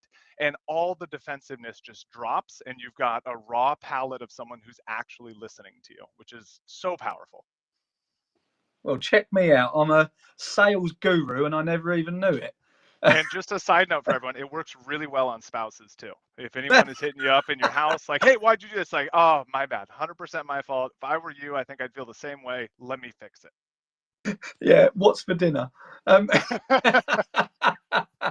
haven't quite mastered that one yet, though. I can see Cassius has got his hand up. Go ahead, Cassius. Yeah, quick question. In your opinion, what do you think percentage-wise of the whole crypto community is actually in the know of Kaspa? Just want to know what you think, regarding that. Yeah, tough one. Ashton, I'll let you go first. Thanks for that. I volunteered and everything.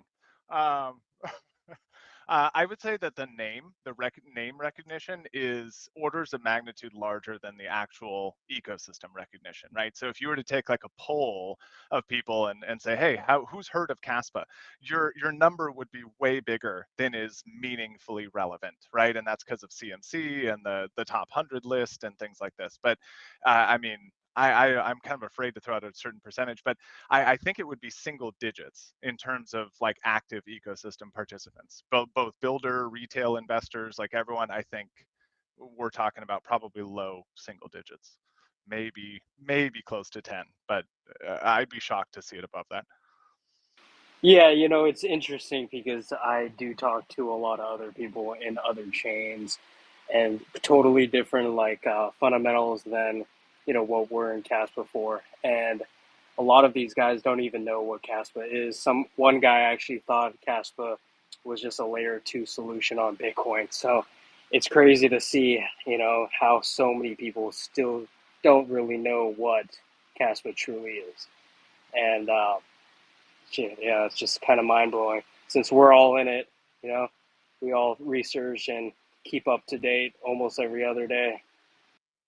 Yep, yeah. You're not in the wrong place. You're in the right place early.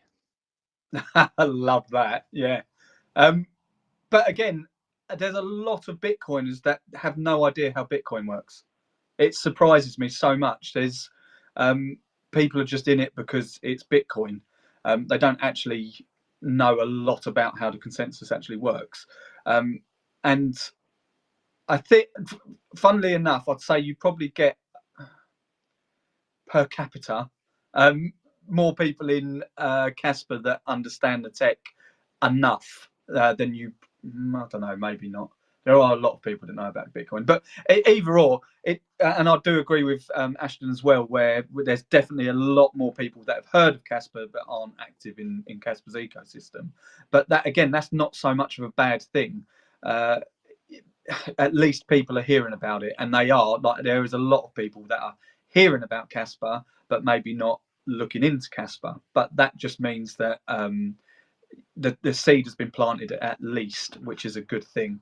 Things take time. Like, nobody just jumps over to a new technology straight away, especially if you're so ingrained in the technology that you like. So if you are a Bitcoiner or XRPer or whatever, you're so ingrained in that tech and so doubled down on it, you refuse, you're tunnel vision, you refuse to look out anywhere else because you're so vested in it. And yeah, that will be the harder one to break, but it just takes time, and I think time for Kaspa will be a good thing in the long run. Awesome. Levendi, who have we got next for our talk? So we've got Zeloswap up here.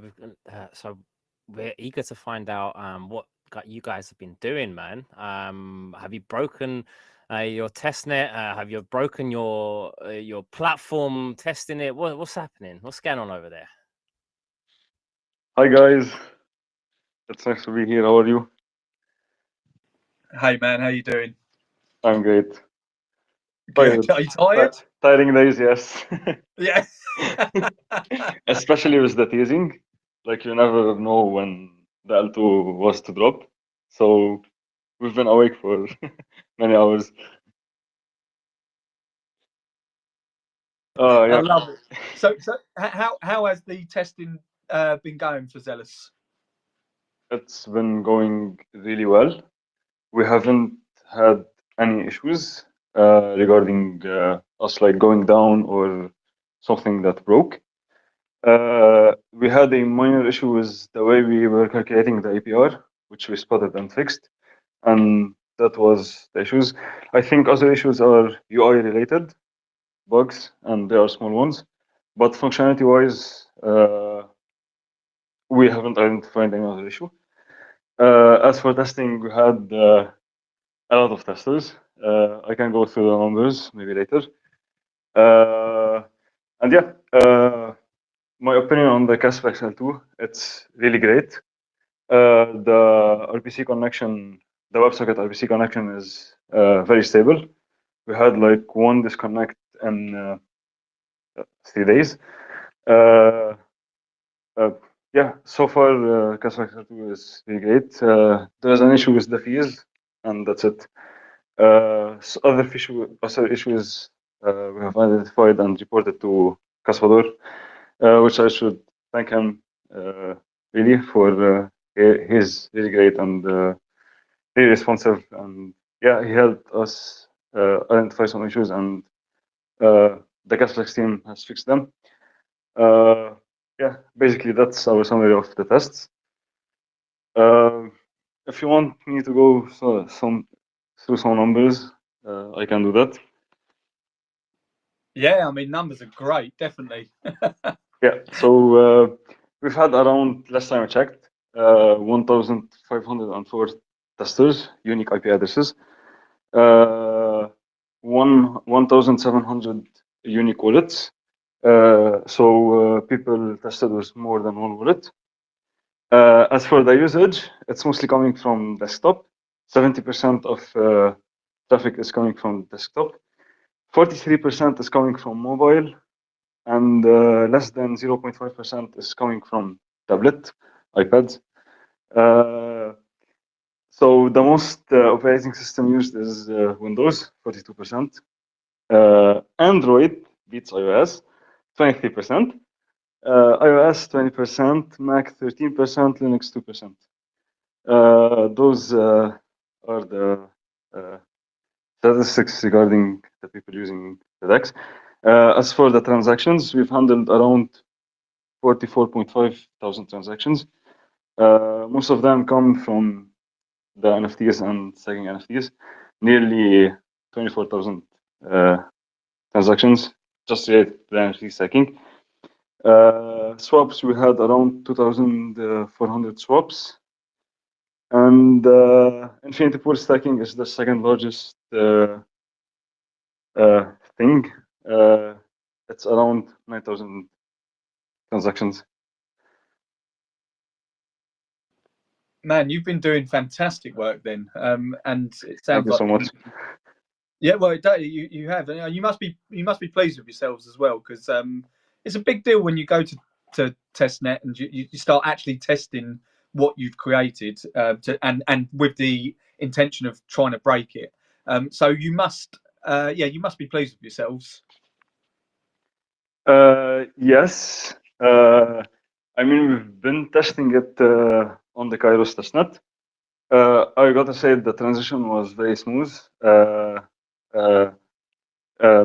Kaspa team did a really great job with the RPC. We had literally zero issues, like just migrating the contracts. And yeah, it was just like changing the RPC, the contract addresses, and everything worked as expected, as intended. And yeah, we've been overwhelmed with the amount of people that tested and gave us feedback, and it's really heartwarming to see everyone like it and help us test, find issues, report them, fix them. It's been a journey. What is it with you devs and just being so humble all the time? I mean, I congratulate myself when I tie my laces properly. But it's good to see, man. And honestly, I think, yeah, like I said, I think it must be a good feeling. I know, like you quite rightly said, you've been testing on the chaos system anyway, but it's really good to see that moving over to testnet on Casplex was a smooth transition. You guys have been doing that really well as well. And yeah, I bet you're just itching for mainnet now, really, then. Yep. As devs, we are never satisfied. We always like know ways to improve things. So as I see the DEX now, it's at its basic version. We have many things planned for later, so nothing now would satisfy me. It's like, yeah, we can do that better. We can build that better. We can add this. We can add that. We can improve here. We can, So yeah, from my experience, I would never be satisfied. Yeah. Awesome, man. I love that. And it's good because you're like you said, you're never satisfied. So hopefully we'll just keep getting a better and better DEX. But what was I going to ask? This is why I should write down my questions. Right, while I'm trying to think of that, Levendi, is there any questions for Zealous at the moment? He's gone to sleep as well. And I'm fighting with my mute button. No, there was some praise coming through from the audience. Everyone's liking the numbers so far. Oh, nice. I remember it. Just sorry, Lewis, just because I forget things. I'm like a goldfish. So because I've got it fresh in my mind, I need to blurt it out. How did the audit go? I was just gonna say that I have some great news. Yeah. So actually, today we finished the audits, both us and Moonbound. Tomorrow we will have the reports, and I think we will share them publicly. Yeah, the process has been a long one, but the audit firm is really good. It's really great. It found like edge cases that you would never think of. They are really good. So yes, today we finished the audits.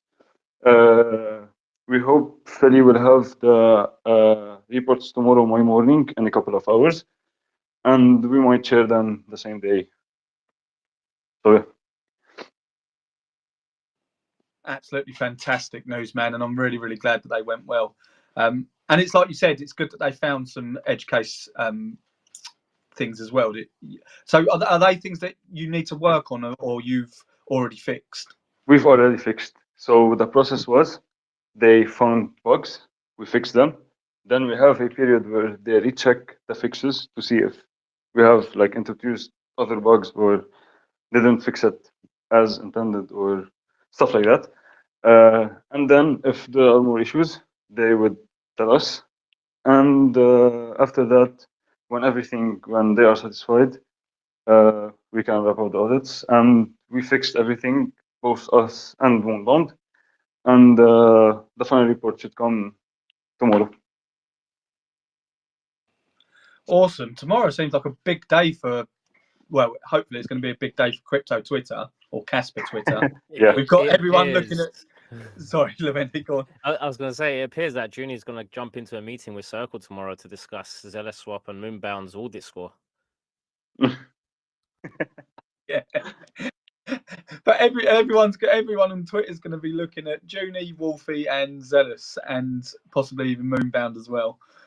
So yeah, exciting news for tomorrow. Hopefully, fingers crossed. Yeah. I mean, if we get a stable coin, just even talks of a possible stable coin from USDC onto Kaspa, that would just be huge news. It'd be awesome to see. So yeah, fingers crossed for that one. So yeah, what's the plan for Zealous now? Are you just going to continually test out Kasplex's layer 2 and obviously Zealous Swap for as long as you possibly can, and then go from, well, just waiting for mainnet, I suppose? Yes, so basically testing is our priority right now. We want to catch every bug we can catch. And that's why in our tokenomics we have an airdrop for testnet users, is to incentivize like more testing. We want traffic, so we can really identify issues in our backends and all of our implementation. So yeah, so our basic focus now is testing, but while testing, we are also introducing new stuff. I've talked about multi-language coming, so we're in the process of translating the DEX to multiple languages. We've also today started the implementation of multi-chain, so people will be able to switch from a chain to another with a click of a button. Yeah, basically that's our focus for now. We want to introduce the voting feature, the DAO, but that will take a while. Other features would be like supplying one asset to enter a pool, and the DEX will automatically convert it to the second asset that is required. So instead of having the two assets in your wallet to enter a liquidity pool, you'll be able to just have one, and the DEX will handle the conversion automatically. Yeah, basically that's what we have in mind for now. Improving the user experience. Awesome, man. I really can't wait. I genuinely cannot wait for a actual DEX to be live on Kaspa. I think it's much needed. Yeah, I mean, with the timing of everything, hopefully, because I'm still hopeful of alt season happening. I just think it will. I think so many people are bearish at the moment, but that's normally a good thing in my experience. So hopefully, when mainnet does go, or when Kasplex does go to mainnet, or any layer 2 goes to mainnet, we are literally in the middle of a pump, and that'll be fantastic. That'll just that'll make everything happy and glorious again. I think we as Caspians are due it, so yeah, hopefully it works out like that. Yes, hopefully. Awesome. Levendi, have we got any questions for Zealous Swap? No, none have come through. But I've got a question more about your incentivized testing. So how does that work exactly? Is it just based off of how many bugs you find, how much activity is taking place, how is it measured? Go into it for me, please. Yeah, so it's activity based on the DEX. It's a combination of volume, transactions, timing. There are many factors, and we have a punish point system where if our system detects that you are acting like a bot or you have bot activities, it will increase your punish points. And when it's time to calculate your share of the airdrop, it will punish you based on your points. So yeah, that is to prevent bot activities. Of course, the more you test, the bigger your share would be. And because it's volume and activity based, it does not matter if you test from 1 wallet or 10 wallets. The same activity you generate is will be reverted. So if it's divided on multiple wallets or 1 wallet, it does not really matter, as long as you're not acting like a bot. And yeah, so testing on a single wallet would be ideal instead of having like 10, 20, because people would tend to farm through multiple wallets. Yeah, so in our case, it does not matter because it's activity and volume based. So yeah, we can share the detail of the punishment system because people can work around it if they know the details. But it's a bit aggressive, and yeah, it detects both activities and those stuff. The only thing that is not measured while testing is the NFT related stuff, because the NFTs there are only 10,000 NFTs, so it's unfair for us to add them as a parameter, because not everyone would be able to claim an NFT and test with it. By the way, the NFT faucet is now empty.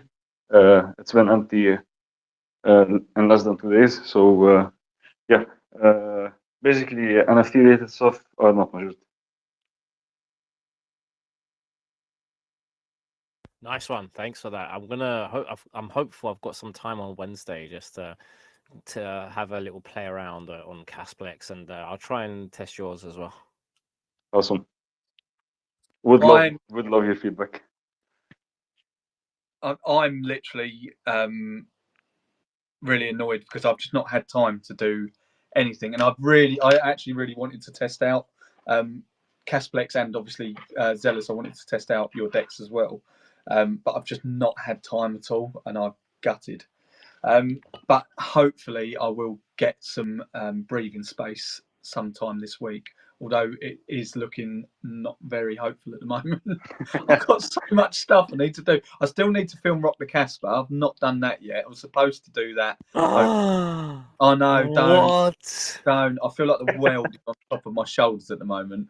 I can't believe I'm actually saying that, and I've got actual builders that are like stress testing their networks. But anyway, yeah, I've got so much stuff on at the moment. Well, we had an interview today actually with the BBC, and both me and Tom, and we purposely wore our Kaspa tops.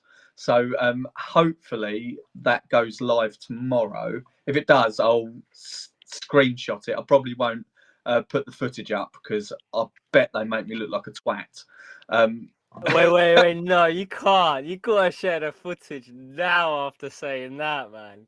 Come on. Oh, they'll make me look like a bella. I know they will. Because the thing is, they had such leading questions, and it's like you're sort of making me have to say it in a way that I don't particularly want to say. And so what I know what will happen. They'll edit stuff out that I said, the cool shit, and just leave all the stupid shit in and make me look like a div. But that's by the by. It doesn't matter as long as I've got Kaspa. Me and Tom have got Kaspa tops on, published out to the world on the BBC, then I am a happy chappy. That'll be awesome. But did they not question what you was wearing or anything, or do you reckon they'll like blur it out or something? If they blurred it out, I don't. Oh, I'll never do an interview for BBC ever again. Their loss. Oh man, no, but it's awesome. Regardless, even if they do blur it out, at least your face is there, man, and you're talking. It'd be good to see the clip of it, even if we are gonna take the piss as your friends. But it'd be awesome to see, honestly, because like I say, even if they do blur it out, your face is there. Like we look like Muppets on the podcast once a month. You know what I mean? It's not it's not like we're not really known in the Caspian in the Kaspa ecosystem and in this industry as well. So it's good. It's good. No, you're right, Levendi. We are super famous now. A-list celebrities. Oh dear. But no, I mean, even if they did blur it out, like we are literally in the world of the smartest computer scientist people ever. I'm sure Coder of Stuff could do something to make them unscramble it, and we'll release that footage out. or someone's just really good at editing and just could put Kaspa all over everything. That'd be amazing. But yeah, we'll see how that goes. They might not even actually air it, and all of this was just pointless. But we'll see. Anyway, this isn't MySpace. This is Zeloswap. No, this is Twitter. Sorry, it's not MySpace. It's Twitter. Sorry. Bada-boom. But sorry, Lewis, did you have anything more you wanted to add? Nothing on top of my head. Awesome. I can just carry on talking about myself then for the next Oh, awesome. Levendi, have we got any questions for Zeloswap while I was going on my little rant? No, nothing have come through, but you've riled up some members of the community. They're going to be looking out for that now. You've had it now. Now that you've mentioned it, it's done. Like you can try and hide it all you like. It's going to be found. There are some detectives down there. They're listening. I'm sure.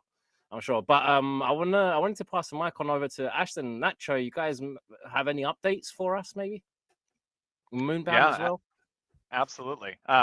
So obviously we're working very closely with the Zealous team. So in terms of like audit status, I think Lewis updated on Moonbound stuff as well. So audit came back clean today. We're waiting on the final report tomorrow, and everything's well on its way. We're just a couple clicks behind them in terms of testing.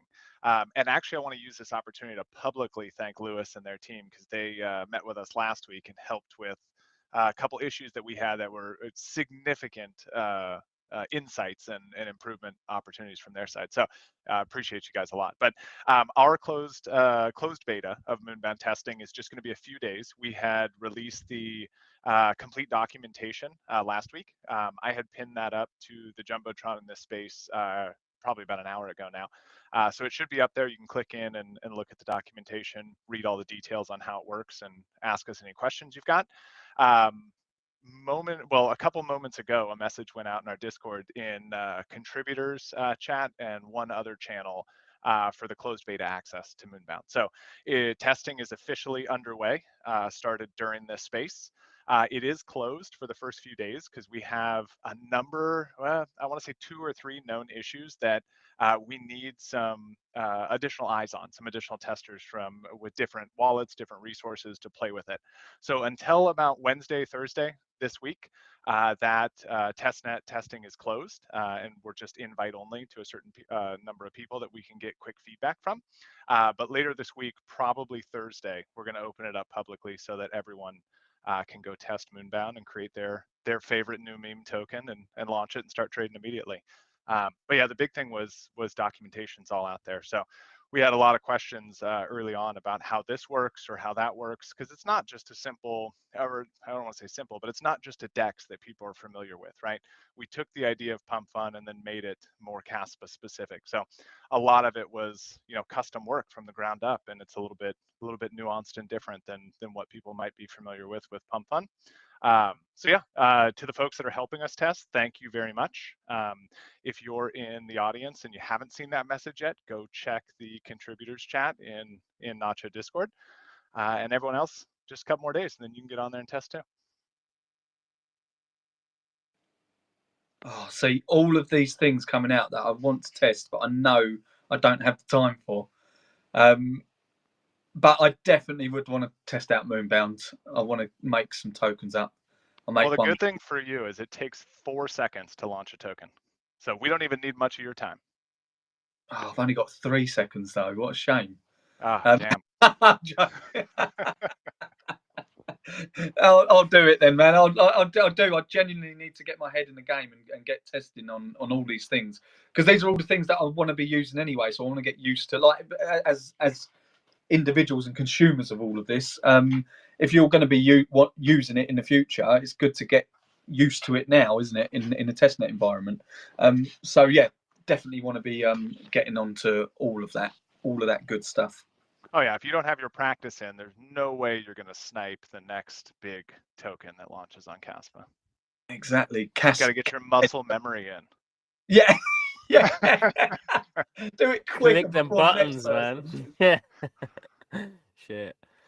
Right, no, so but it's Thursday. been a fun development process. Yeah, and I should shout out our dev team too. So Alex on our team, Drag on the team, Kairat, these guys all came to us from outside sources, and we went through some kind of meet and greets, get to know these people, and they've been fantastic. And honestly, this is a product that I have touched very, very little from a code perspective. So I mean, huge appreciation to these guys. They're doing awesome work.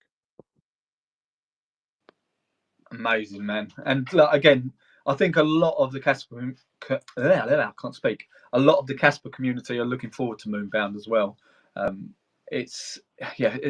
Again, this is all just going to be driving adoption. I really do believe it will do that, and I really do believe it will drive adoption.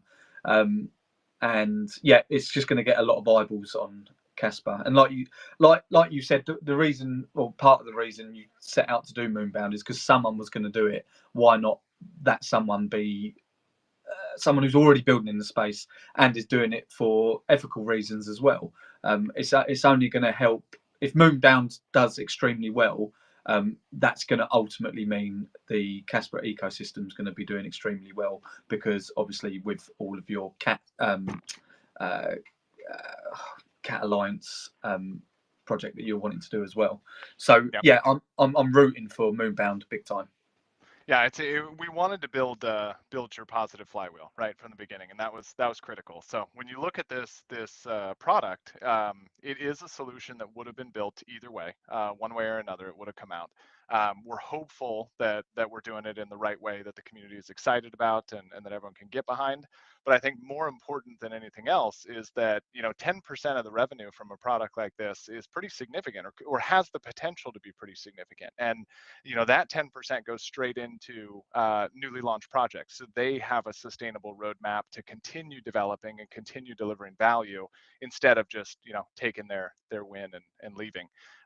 Then you've got 20% going right back to the Nacho community and Nacho token and NFT holders that are responsible for all of this happening, right? I mean, this project started as just a group of people wanting to contribute, and the community is what made it what it is. So there's 20% going back to that, and then the huge portion, 70%, is all dedicated right back to inserting back into the Kaspa ecosystem. So hopefully we've got some more updates later this week, because I know Junie alluded to a little bit of a conversation we have going on with them very soon, and I don't want to let the cat out of the bag, but I'm excited to chat with him more and get more detail out to the public on what he was talking about in terms of retail experience. But a lot of that is just dependent on the funds and the revenue of a product like this being set up to drive right back into the ecosystem instead of in someone's wallet. Exactly that, and that is what makes this so exciting.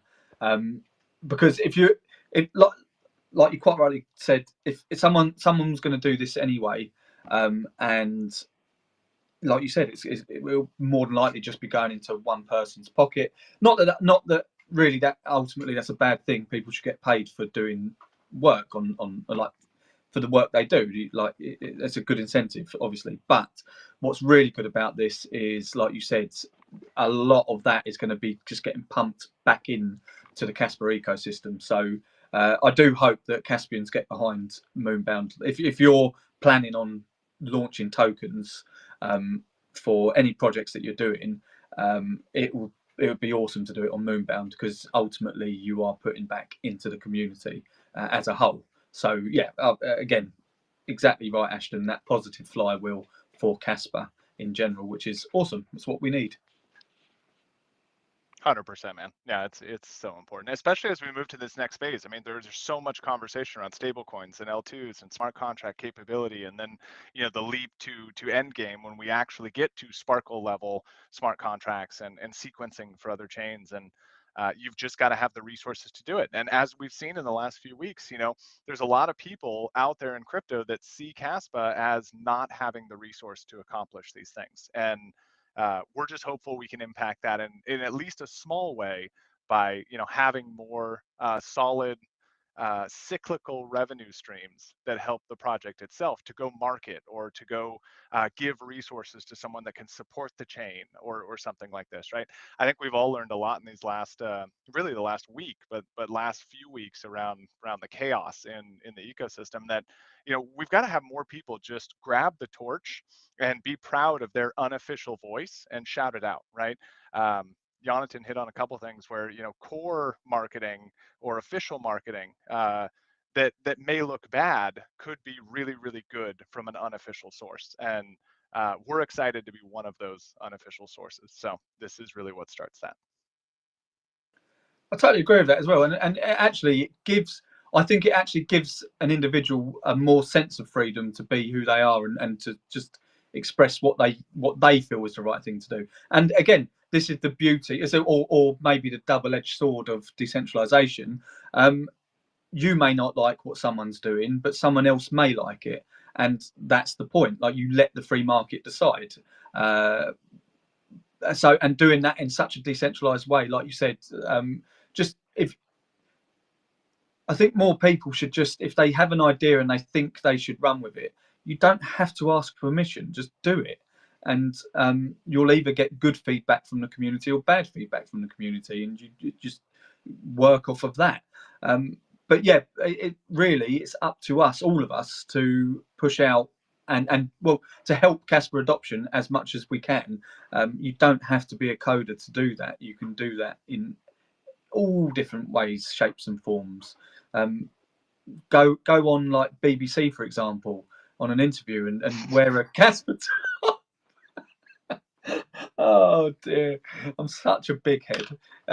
But yeah, no, I do. I think I can't even remember what I was going to say. But yes, looking forward to Moonbound for sure. Oh yeah, that's what I did have a question actually. So and this goes to Zealous as well. But Ashton, I'll go with you first. If, say, for example, USDT or just any stablecoin comes onto Kaspa, will the pool still remain token CAS, or will there be an option for token stablecoin?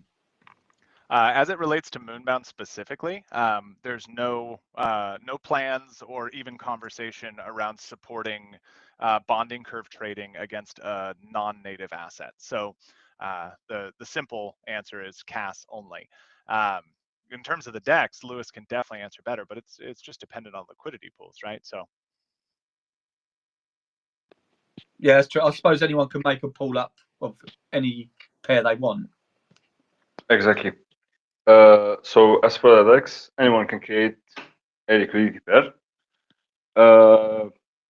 But mostly I think the dominant pairs will be with WCAS. As we've seen with other ecosystems, ETH is always the dominating, and it's a good thing, because there will be more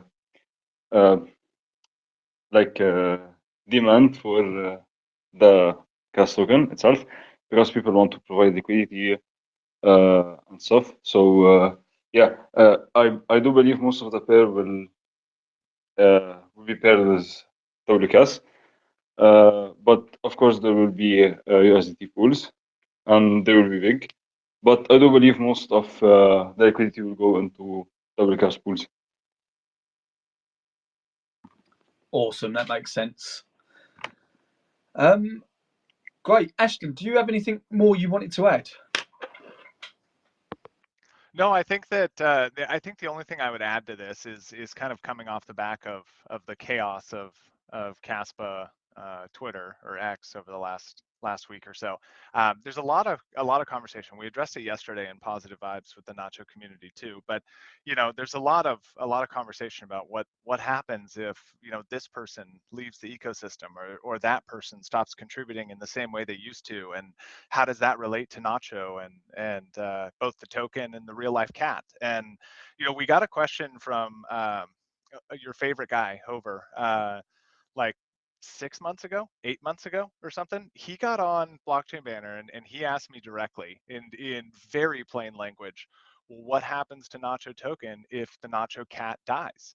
And I remember my response to him was, I took a second to think about it, and I was like,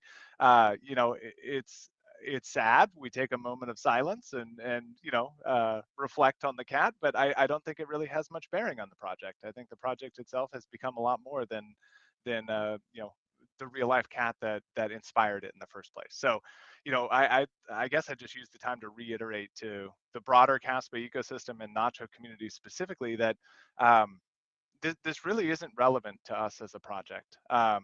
It feels relevant. There's a lot of similarities in names and conversations and topics of those conversations, but Nacho's a movement in CAS designed to simply be a vehicle to contribute back.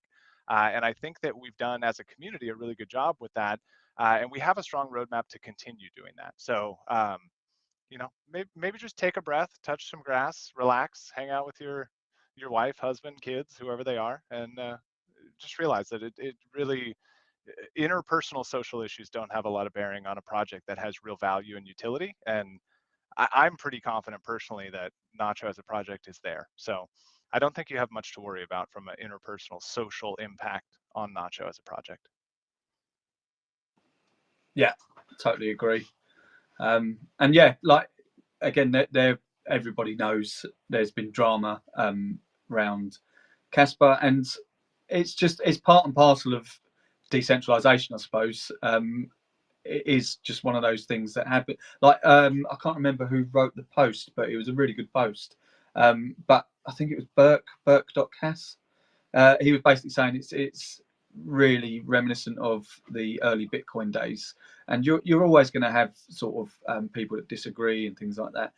The one thing I really do, and I think is worth mentioning, is I don't think you should really.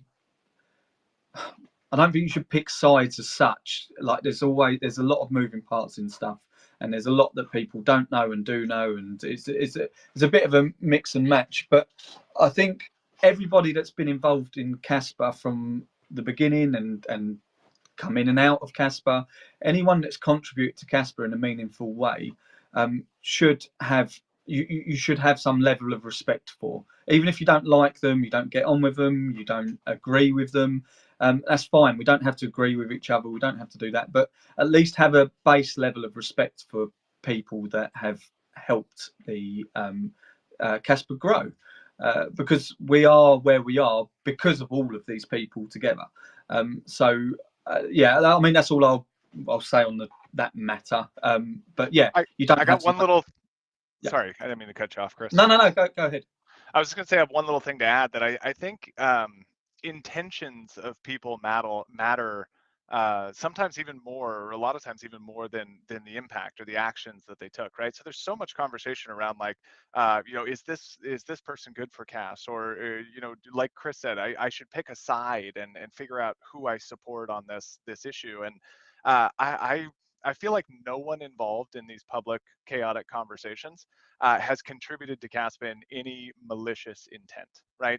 Everyone has come to this space with an open heart and a great mind, and contributed in a way that they thought was best for the space. So just because there's differences of opinions between whether it was good or not, or whether it was consistently stable in the way that I want it to be, it doesn't really matter. It's a decentralized ecosystem, it's a community, and I think we can all come together and say that we're all pretty confident that these people have contributed in both meaningful ways and with really good intentions. And it doesn't not much else than that matters, right? The rest is noise, and you forget about it 6 months later when something exciting happens. So is it rough to see it on a red weekend when nothing feels good? Sure, absolutely. But that's why the real world exists. Just disconnect and come back when it feels a little bit better. Exactly, and really, really well put. Yeah, I totally agree with you. Yeah, so I think that's all we need to say on that matter. Levendi, do we have any questions from the audience at all? No more questions have come through for the evening. I think it's time to call it, man. It's been an awesome space. There are a couple of updates from our side as well. Crumpet Media X Zealous Swap collaboration there. We sorted out a deal with the decks. So the moment that you guys are live on mainnet, you guys can trade crumbs. Sure, there's going to be some posts going live when that happens and how you can go about things. But the moment it's live, it's there and you can trade. So that's really good news. I appreciate everything you did for us there, Zealous Swap. But you guys are awesome. Thank you for that. Also, big shout out to CryptoPumpz. Sorry. As Chris will put it, CryptoPumpz. He hosted the Sunday Roast episode 3 podcast yesterday over on YouTube and here on X. It was a fun one, man. We went through so many posts. It was awesome. There's been a few clips that have been made by CryptoPumpz so he's gonna kill me. I'm gonna stop. Sorry, CryptoPumpz. He's made a few good clips out there from the show, so I'll pin them up early on. Get updated, have a look and see, watch the whole show, let us know your thoughts, and give us some roasts, man. Have at it, go nuts. There's been a lot went down. I'm not even going to go into it. A lot went down. But I think I should say just one thing on that, Levendi, since you're not going to go into it. Go for it, man. I am born, raised, and currently live in California, and I have never been to North Korea in my entire life. Nor have I known anyone that has. 100%. So if you go watch the YouTube, it's all banter, roast, fun. 100% banter, and there is nothing factual about the North Korea banter right there. Just clear the air. It was hilarious, man. It was bloody hilarious when he brought it up. When he showed me in the back, and I couldn't stop laughing, man. I was like, what? Wait. Please tell me there's not actually people believing this. Bro. I'm not even going to get into it. But they're probably to be honest, people probably take it serious. But look, just for clarification, things that's just pure banter, man. That show is based on roasting posts, but there is some education on there. You can tell the tone of voice that we're talking when there's something that is funny, we're all bubbly, we're all laughing, we're all joking about. But when there's something serious that we're talking about, you can directly see it on our faces. So it's good to make the correlation. Yeah, totally agree. Like, the seriousness comes when we're talking about like the merch store we have on Rock the Kaspa, for example. I don't know if we've mentioned a merch store, but yeah, oh god, yeah, no, really good one, accepts cash and everything. It's so shameless pluggy, it's unreal. There is only like 3 shameless plugs in there though, and it's 2.5 hours, so it's not too bad. I think that's good going for us. But no, I love the Sunday roasts. I think they're so funny, and yeah, it's great to have a great bunch of people to be able to do it with as well. It's a good laugh. Yeah, I think with that, we should end the show, man. It's been an awesome evening. Thank you to everybody for joining. Without you, we wouldn't be here every single week. So really do appreciate you listening and contributing with your questions and joining the stage. Awesome to see how interactive it was today. So from me, that is a big good night. I appreciate you guys once again. If you do follow me and you'd like what I do, there is a few events I do host during the week. Oh, do you know what? Talking of events, I completely forgot. My goodness me, how can I forget? On-chain Brits, we've just hit a massive sponsorship with Avalanche, Avax. They're going to be sponsoring my monthly events now, which is massive. It's huge. I'm really, really, really looking forward to connecting with them more.